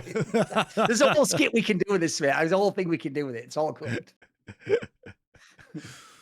I guess in this analogy, you give like a bunch to the LPL because it has to be like men or something, get like the 9 or whatever. Then you have to give, I don't know, I guess in this analogy, Europe can be like the elves because the only rings you give is like 3. You give 1 to Caps, 1 to Perks, and 1 to Reckless. And they have their own, like, yeah, I've got my ring as well. But then they never win either. So yeah, there's my angle. There's my angle for the Rings of Power with featuring Faker. Do you want to go back and do the pre-Dade era as well? Was there anybody in season 1? Because TSM arguably should have won Worlds in season 1. Oh, they're one of the favorites, yeah. Them and CLG were right up there, right? They were like the best teams. Yeah, the Rain Man maybe? Because the Rain Man got kicked off the roster pretty shortly after that, their top laner. And I think he probably was the worst player on that iteration. So that was, when he got replaced basically by Dyrus. Sure. But that was a garbage tournament, so we won't speak of that. How about season 2, though? How about season 2? Would anyone win for that? I don't think so. Because, I mean, Najin Sword did come second from Korea and then came like top 8, but they lost to Taipei Assassins, who obviously was good in the end, so I can't really hate on them for that one. I don't think season 2 has one, because when I think of it, I think actually that was one of the more predictable worlds. Like, the best teams did make the top 4, pretty much. Yeah, I mean, basically, like M5 was one of the favorites to win coming into the tournaments. TPA was like the dark horse. People who had seen this is before the era of really consistent international performance. Of course. So, but a lot of the teams that were scrimming against TPA were saying how good they were. Azubu Frost obviously made the finals, was pretty hyped up, but this was pre-era of Korean dominance. CLGU was very good at the time. I mean, I think even WE, like they actually had quite a few good players on that WE roster. That was also the first roster when they made the run up with FCZF and Clearlove. So, but that was when they'd made a roster move and they got better later. So no one even hits on that line. No, I think that's fine. I don't think anyone. Also, Wei Zhao and Messiah were on that roster. And it's also really hard to judge that series they played against CLGU because that was the scuffed one that had to be replayed. So It was a best of 3 that had like 5 games in it or something ridiculous. Yeah. So, yeah, exactly. Also, best of 3 quarters were bullshit. So I'm not even really going to evaluate performance on that so much. Yeah, and as you say, yeah, everything except the final was a best of 3, believe it or not, guys. There was like only the final was a best of 5. Because Riot, and this is true, Riot, when I asked about this, told me that it gave a better chance of an upset. So they liked best of 3s. They literally said that. I mean, they're right, it did. It did. So yeah, let's go ahead and take some viewer questions. We'll take a quick break, guys. Come back with some viewer questions and finish the show. It's time for the last segment of the show, which is, of course, viewer questions. Now, there is going to be some forthcoming news. We are going to reformulate how we do this, like fan support element and what you get as the perks for it. But we haven't figured that out yet. And we won't tell you what. This is still going on internally as a discussion. But this section is currently one of the best ways you can support us, aside from using products on that we advertise, that we vet and or think are all good and use ourselves. The other thing you can do is if you subscribe to our Discord, the Last Free Nation Discord, which is one of the best ways to support us in terms of we get a very healthy cut of the actual profit from that, as opposed to certain other platforms give you half and half, or sometimes even less and more goes to the platform. You get the majority of it if you subscribe to this. So that's one of the reasons we're doing it. And then the perk you currently get is you can ask a question, which we will then read out on this section and potentially answer. And if you notice, we keep it quite loose. Like, it doesn't have to be esports necessarily, but just keep it interesting. I'd say that's the only guideline for me. And I would say, you know, based on our current plans,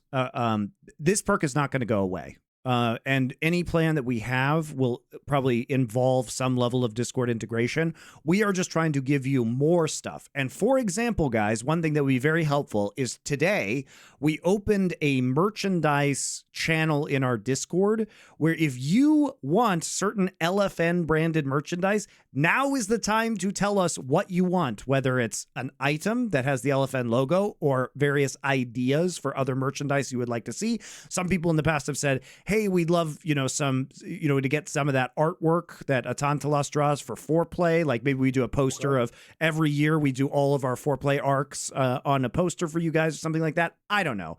Some people said they want mugs, 4 Horsemen shot glasses. I don't know what you guys want. You please use that channel on our Discord to go ahead and tell us, because that will probably be integrated into the bonus. Basically, the idea is we give you guys more value, more content, more ways to ask questions, more discounts to possible merchandise. All of this shit is on the table. So we really are trying to level up that experience.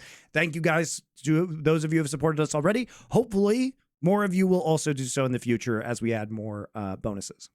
What we're going to do is we're going to have our own custom strains of weed. So mine's going to be called the Smoke Is instead of the Joke Is. They put that one. The stats can be, are you insanely high? We do a whole set of different ones. How we do it, How's your high today, dickhead? Can be Richards. There you go. Not bad. Yeah. How's your THC today, dickhead? How's your THC? Exactly. There you go. Okay. That's good. Architect of Korean esports based Joe Marsh, welcome back. If MBS told you, probably one of the best troll fan names ever. It's so I think that's one of the bangers. I love it. It's straight fire. Yeah. It's good.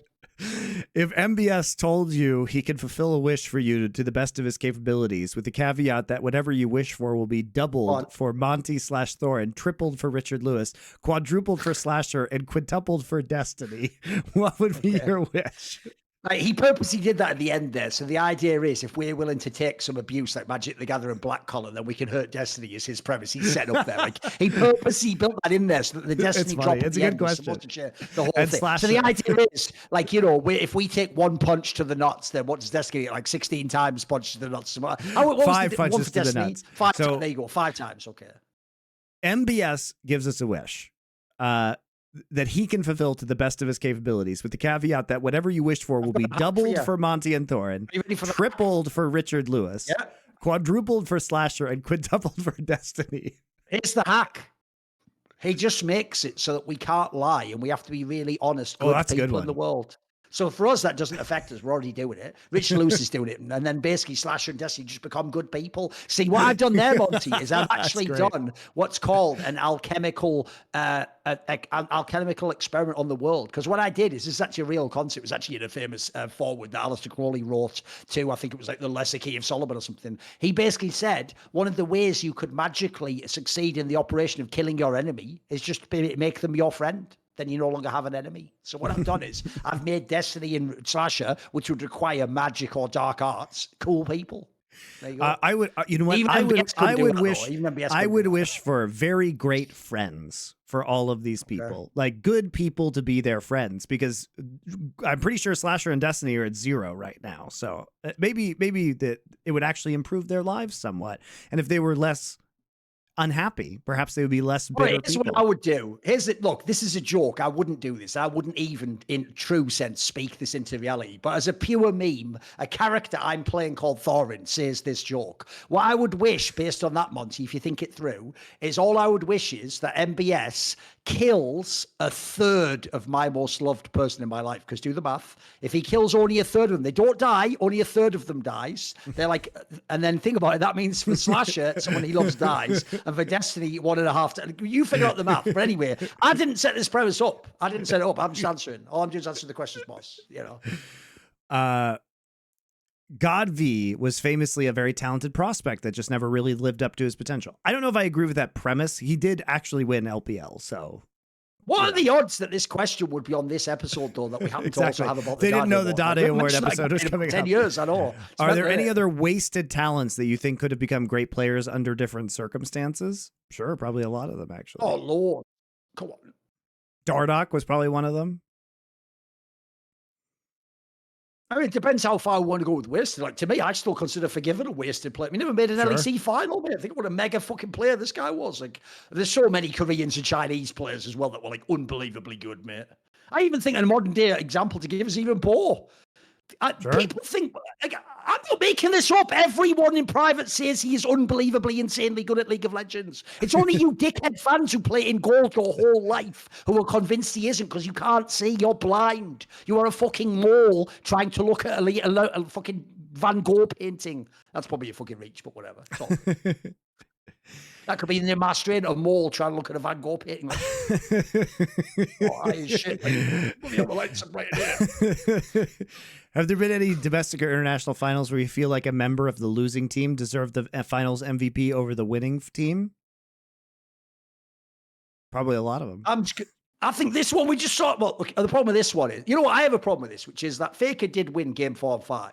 Yes. It was kind of a bit met in the other ones, though. Like, I actually think Bin and that whole final was straight fire, mate. Bin was amazing. Wrong? Wasn't he fucking sick? I think he was pretty good, you know.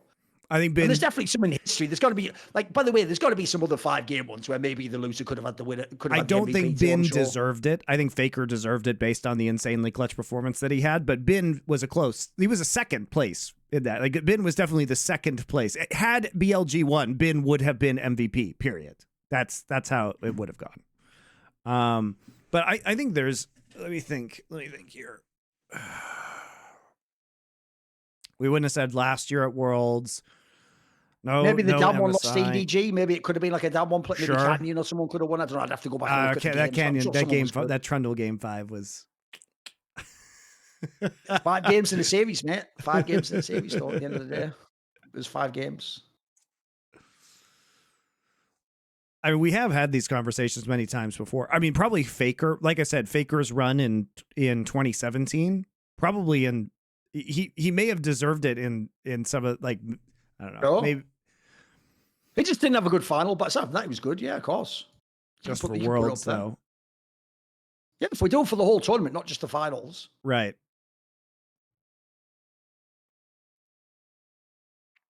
Because, by the way, that does mildly tilt me, by the way. This is how, you know, just be neutral. You be neutral, you cunt fan. You're the same fan who, because of game 4 and game 5 of the final, are going to now tell me Faker carried every game of Worlds. No, he didn't. He wasn't even the best player on T1. Why are we doing this? Like, bro, here's the word. I'll tell you actually what the number one narrative I hate from T1 fans is this, Monty.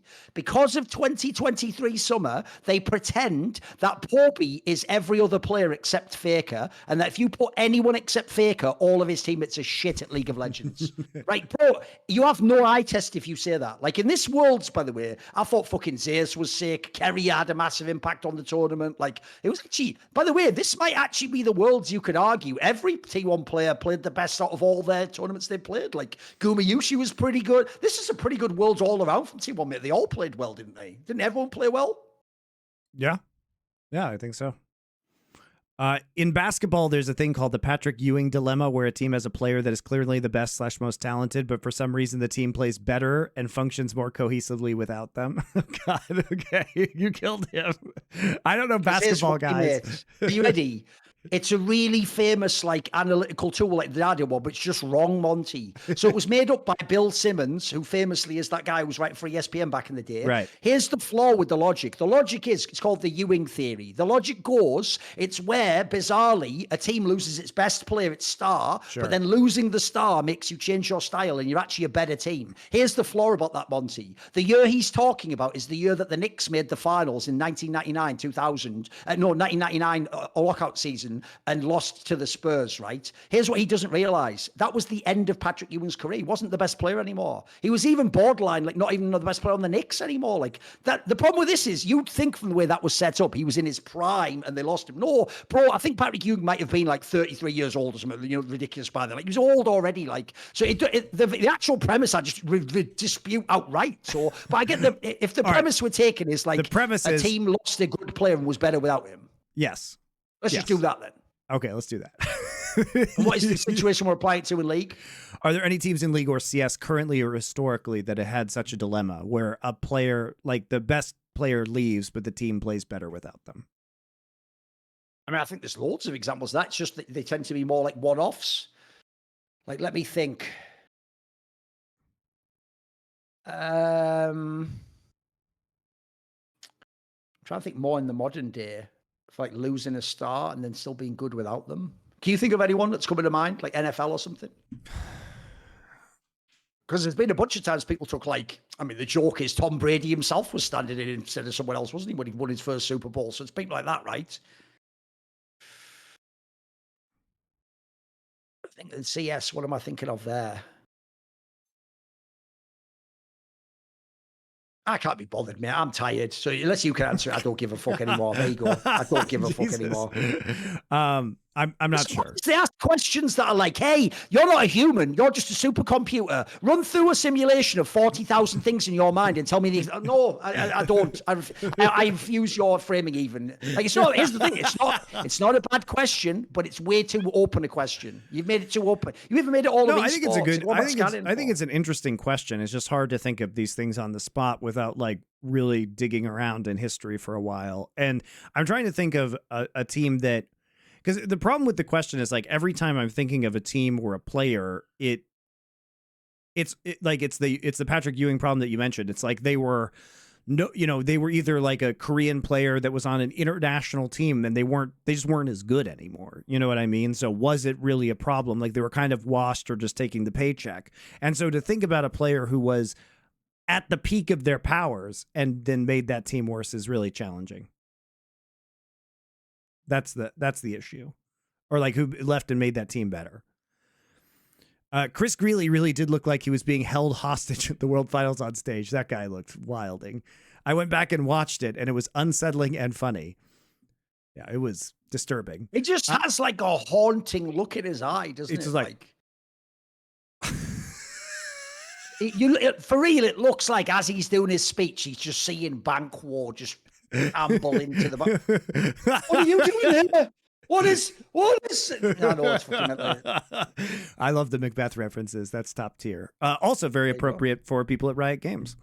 Have either of you ever had a moment of stage fright? And if so, when was it? Have you had stage fright? No, I've actually never had that experience. Look, here's the thing.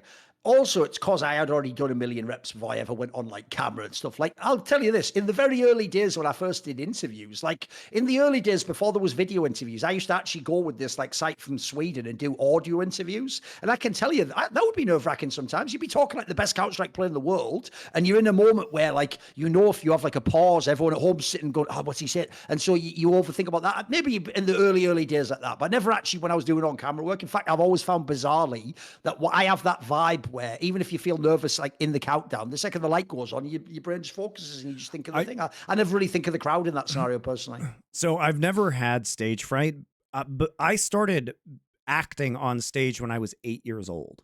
And so by the time I got into stadiums for esports events, I had already been in 30 or more live theater productions. Okay. So like I'm just used to being in a room full of people on stage. You know what? Normally, I don't tell stories about my personal life, but this contains no details that identify me or give anything away. So I'll do it. I'll tell you a rare story of my life, which is when I was young, just for fun. I wasn't in any way an athlete. I just did a bunch of diving lessons once because I thought it would be like a fun thing to do, you know, like learn all the different dives, like forward dive, backwards dive, but all the different moves you can do. But here's the problem, Monty. When you do the diving classes, you obviously do it off the shortest board, the one that's only like, you know, like fucking half a meter off the water. Because even then, if you fuck up the angle, you can hurt your back or you can do it. So what you do is you do all the dives there. So what happened was I did these diving lessons separate. And then it just so happened a few months later, we had like an outing for my school where they were like, let's go to the local like swimming baths that had like a diving pool there, right? And when we went there, the problem is one area that as a kid, I was a bit like I am now, is I was someone who talked a lot and I would say a lot of things and a lot of my ideas. And I was the guy we, you know, like no idea stayed inside. So I happened to mention when we were at this like swimming pool, like, you know, and I do diving lessons. And my teacher overheard it, right? Who was on this like class assignment. And the problem was this woman thought I meant like, I'm actually like a diver. She didn't know I just meant I do lessons. So she was like, well, come on then, everyone sit down. Duncan's going to show us how diving's done. And so here's the problem, Monty. So I go up to the first board. Now here's what you need to know, guys. On the pool, there's different levels of boards, right? The first one's the one I've done. I go up there, I do the forward dive. Do it fine. I go up, I do a backwards dive. The problem is, Monty, I've only been doing diving like a month and a half or something. So that's all I've got in the tank. But then she's going, and then what next are we going to see? And so rather than just go, well, that's it, isn't it? I've got two shit little dives. And actually, I've realized now I've made a fool of myself. I shouldn't have done this. And why am I doing this in front of everyone? Instead, sadly, I was young, Monty. I used to read a lot of comic and fantasy. I thought, you know what? If you believe in it and just go for it, maybe it'll work out. So what I said was, all right, I've got another one for you. And she goes, ooh. And then I go up to the high board, Monty, the one that's about like 7 meters off the fucking pool. And when I go up there, I think in my brain, this is easy enough. You've seen a million movies. You just jump and think about how you dive. You go forwards. Now, here's the mistake. If I'd have actually thought about diving lessons, exactly, that's the mistake. To actually jump like that off a 7-foot board, Monty, you have to sort of go gradually, like you have to sort of like a little bit go over and then hit the. I just did it like that, right? So in a cartoon, Monty, that's perfect. I would just go down, wouldn't I? But you know where this is going. As I bounce, and there's one last detail. Are you ready? Somehow in my brain, I also thought, in theory, since I'm not going to be good because I've never dived off this height, I should do this thing where on the diving board, you can go to the side, they have like cogs, so you can make it more bouncy. I made it hella bouncy, right? Because I thought the bigger the bounce, the better the angle I can go. And you already know where this is going, Monty. When I bounce off this board, ready to show off this sick dive to all my class that's watching, I dive and I go, and you can imagine like a movie, it's like we go pause, like, you know, the record scratch. You're probably wondering how I've got here, slightly upside down, immediately off the board. I then just went all the way over, and are you ready? Perfectly landed on my back, like all on the thing. And Monty, all I'm going to tell you is the pain was like a whiplash of pain through my whole consciousness. I was just lying there like Christ himself on the cross, on the water.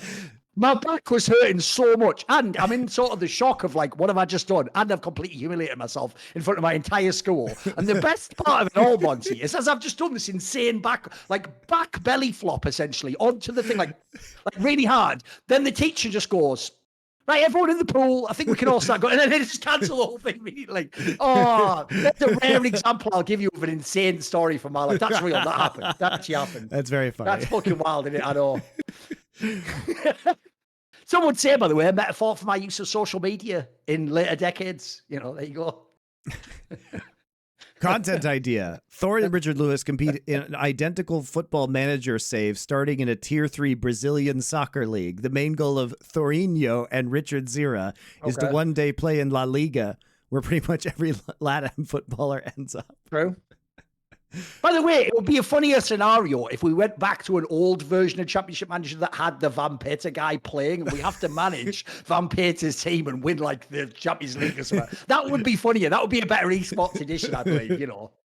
Or take some Brazilian team and win the World Club Cup or whatever, you know, the one that you can win off that. So we could do that too. Due to listening to By the Number / Thorin's thoughts from a young age, I managed to become fluent in English. My God, you taught somebody English. There you go. I'm now 21. Every fourth word. I was going to say, what words does he know? I know. Which is around the age of an esports pro. Could a similar phenomenon of being more exposed to English language media while developing as a person partially explain the rise of multi-country mixed teams in CS? Interesting question.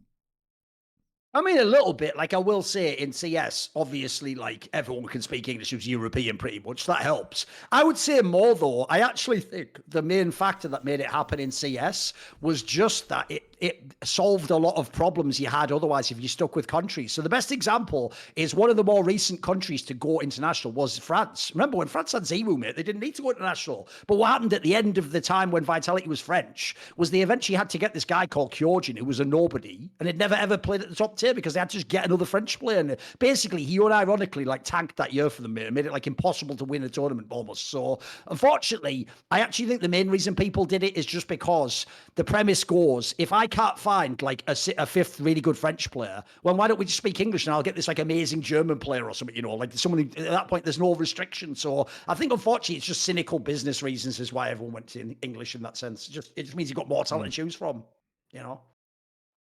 Ah, yes, Butt Pounder 420. Welcome back. Would you eat the heart of a small child in order to save your family? I mean, yes. What kind of question is that? Would I eat the heart of someone else's kid to save my two kids? Yes, I would do that. Sorry. No, but the problem is, I know why he's asking that. He's asking it because it's a based question, because you have to realize that actually what you just said, Monty, goes completely counter to how people who are liberal see the world. They see the world as some like Star Trek, like utopia, where like you're supposed to let any amount of your family members die if it saves like more people in the world. Like their premise would be, I've said this in the past on episodes, in their world, you really should let your family member die if it means 1 million people will live. Whereas to me, it's like, but I don't know the 1 million people, so I would absolutely take my family member and say, fuck the 1 million people. But so if you're asking, would we be selfish in service of our family? Yes, I think that's a good thing to do, believe it or not. I think it's good to be selfish like it's not even a question. Like, if the question is, would I eat 1 million small hearts of small children to save my family, it becomes more interesting. If I just have to eat one, the answer is definitely yes. It's not even a question. And what kind of sauce would you pair it with? Well, I'd have to get some, chili salsa in there, because if we're going to go full Aztec, I might as well go full Aztec in the experience, right? Get the obsidian knife out, do it on top of a stepped pyramid. Mel Gibson filmed the whole thing. Mel Gibson filmed the whole thing. That's actually a film we should rewatch. Dude, Apocalypto is good. Sometime. Dude, I saw that in the last couple of years. It's great. It actually is very, very good. Saw it in the cinema. It is a good film, mate. It is actually a very good experience. Yeah, we should rewatch it. Thoughts on the Oasis reunion? This is for you.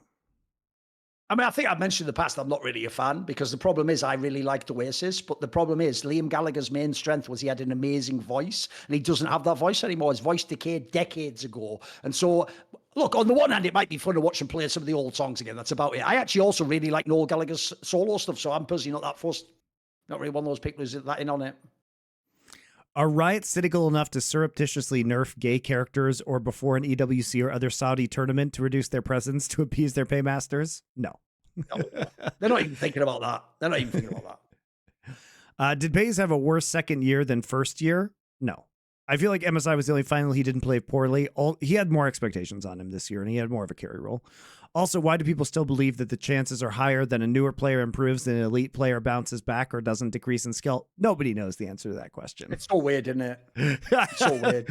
Why do people believe that a rookie or a new player has so much more potential than a player who's shown potential and who has been elite becoming elite again? It's much more likely that a player who was elite becomes elite again, by the way, because clearly they knew something, have game knowledge. And honestly, in my opinion, almost every time you see the decrease in a player's performance, it's because of external factors of the game, whether it's a loss of motivation, like garbage team environment, these kind of things. Also, how dare anyone who's a Faker fan ask that question? Think about it. Where's your guy? By your logic, he was dead in 2018. Like, he's still allowed to play now. So yes, guess what? Larson, Upset, these guys are allowed to play again. They could probably be really good. It's not implausible, is it? I agree, though. It's a pretty weird phenomenon, specifically in League, if you notice. I would actually say, Monty, the games are inverted in this sense. I think in Counter-Strike, people are way more willing to give the old dog like a second run and hope he can get good, as opposed to gamble on the youngster. I think it's more of a League phenomenon where people think the rookie's going to like do the... We always joke about Local Doco because he was the worst victim of this. They all think every year you do a 25% increase in how good you are or whatever, you know. Whereas for some weird reason, if you are upset, you're never allowed to ever be good ever again. And then people lie and say you never were good anyway. So who knows how that works? Why League teams follow a similar structures of rock band? Why don't? I think there's a word missing here. I think it is, why don't League teams follow a similar structure as of rock bands, with the frontman / singer being the mid laner? The narratives are centered for mid laners, while the other roles are somewhat overlooked in comparison. Well, because mid laner's like the fucking quarterback. So what was the premise? I can't tell because there's a word missing. I think he's saying the narrative center around mid laners, like they are the singer of a rock band, but the other roles are overlooked. I mean, it's like the quarterback of the fucking NFL, dude. Like the mid laner is just the most impactful position in the game. That's it. I don't. The narrative should be focused around them. It's the most important position in the game. They have the most agency. And they're one of the two primary carries that always is able to carry. Is there any specific reason why some of the top Korean players have not gone and joined Faker at T1 over the years? Is it their loyalty to their previous teams, or is Faker T1 / very selective of who joins the team? I mean, he has gotten really good players. He's had a lot of players, yeah. By the way, that's even one of the weirdest angles. Like, you do notice, Monty, I don't in the modern day complain about like Knight and Chovey's teammates, because I think in the modern day they're unbelievable. Yeah, they maybe had some dodgy ones 5 years ago. But if you look at Faker, he's also had some very good teammates. I will say I give him extra marks for winning in this era without the cracked out teammates. But when they rebuilt after the original Dynasty, Monty, they built a lot of lineups that were supposed to win on paper. Like people like Clid and Teddy were the best players in their positions. Like these were really good fucking players. So I think, and obviously he had Khan, he had some fucking really good names, mate. He had some of the all LCK talent for sure. I think he means why hasn't he played with Ruler or, you know, some of the other people as well. But it's like, you can only have so many teammates, you know. Yeah. All right. This sounds like a very dangerous question, but it actually gets incredibly funny. I will say that, Thorin. So I was going to skip this one, but then I read the whole thing. It's long-winded, but it is amusing. It's refreshing to see that many organizations are moving away from DEI, as most companies have realized that advancing people based on identity politics instead of merit is a terrible business decision. However, Riot, being the innovative company they are, can succeed where others have failed. In fact, they should take the radical step of pushing DEI to where no one else has dared to before: competitive sports. How? By forcing every LPL and LCK team to have one Western team on their Challenger / B team, and they must use that Western player as their sub for Worlds. Just look at the success diversity brought to T1 with Reckless. Okay, there you go. That actually is funny. Not bad. It's quite good, yeah. It is technically, listen, Monty, by definition, that is the most diverse Korean representative at Worlds ever. Exactly. Ever. Compared to every other Korean team, it had infinity diversity. True. You can't argue with the facts. Those are the facts. Off-season content I would love to see. There was a legendary NBA special where the Inside the NBA guys and a few other NBA legends hit an all-time players draft. That special was so funny because they had former players who were shit-talking to each other about their picks, giving insight about why they picked a certain player. Kevin McHale even picked exclusively Celtics just to be a complete homer. I think it'd be fun to watch you guys and a couple of guests, preferably former players, draft your all-time teams for each region. Have people vote on. That actually is a great idea. You know who I would love to get for that is Emily Rand, because I bet she would be fucking hilarious and also has the knowledge to do that. I think we'd have to get like 6 people to do it out there. I'm just going to put, I don't think she'll say yes, but we'll see. We'll see on that one, mate. We'll see on that one. I think it'd be fun to get like 6 people to do that, though. I think you need a lot of people and just make it really like rowdy. It could be very funny, though. It's actually better a format than people realize is if you all do it for real, what it'll actually show is where you're both biased, but also where you disagree. Because, for example, like the joke is they are all really going to do like fucking Faker first, and I'm just going to go rookie play, and I'm just going to take rookie out. You know what I mean? So at the end, I think the cool thing will be what teams do we end up with when we all sort of drafted based on priority, because then we'll see who the homer is and who the one who had the pleb takes are, and who the patrician taste was, and all that jazz. Yeah, I think it's a pretty good idea. Emily and I would be fighting over score and stuff too, so it would probably be pretty amusing for that reason. Because I think she and I have similar biases, I think, towards players, so there'd be some interesting content there. But I think, you know, getting some really OG people and like OG players in there would be pretty funny. I think that's a great idea for content, but we'd have to really plan that one. Maybe we'll do that one. We'd have to really plan that one out and make sure that we can get like a good group of people who know the entire history of League of Legends.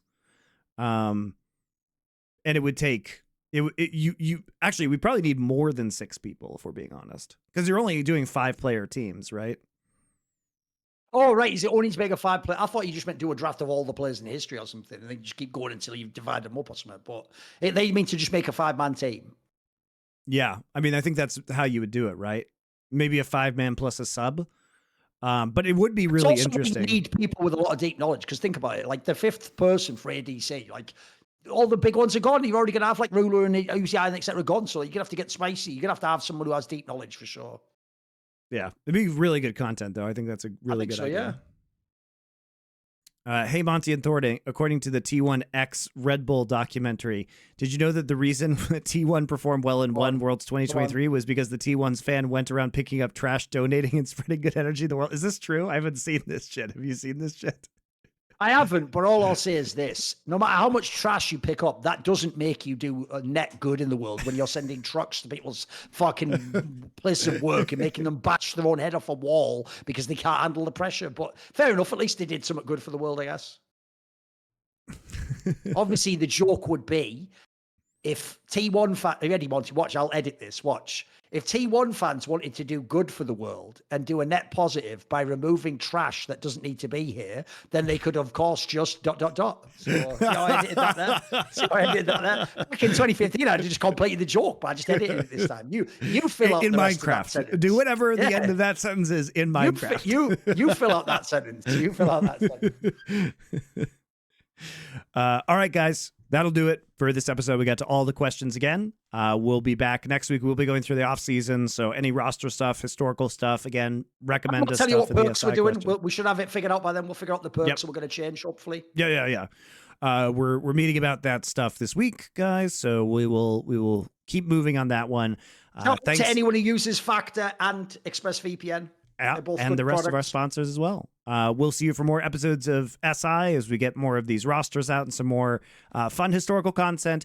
And undoubtedly, the comments on this video will be about the 20 minutes talking about inane fans at the start and not the, let me check here, other 3 hours of us talking about rosters and the Dade Awards. All they do is just hit on Faker. Like 9% of the episode wasn't about him, but it's all good. It's all good. Don't worry about it. All right. See you guys next week.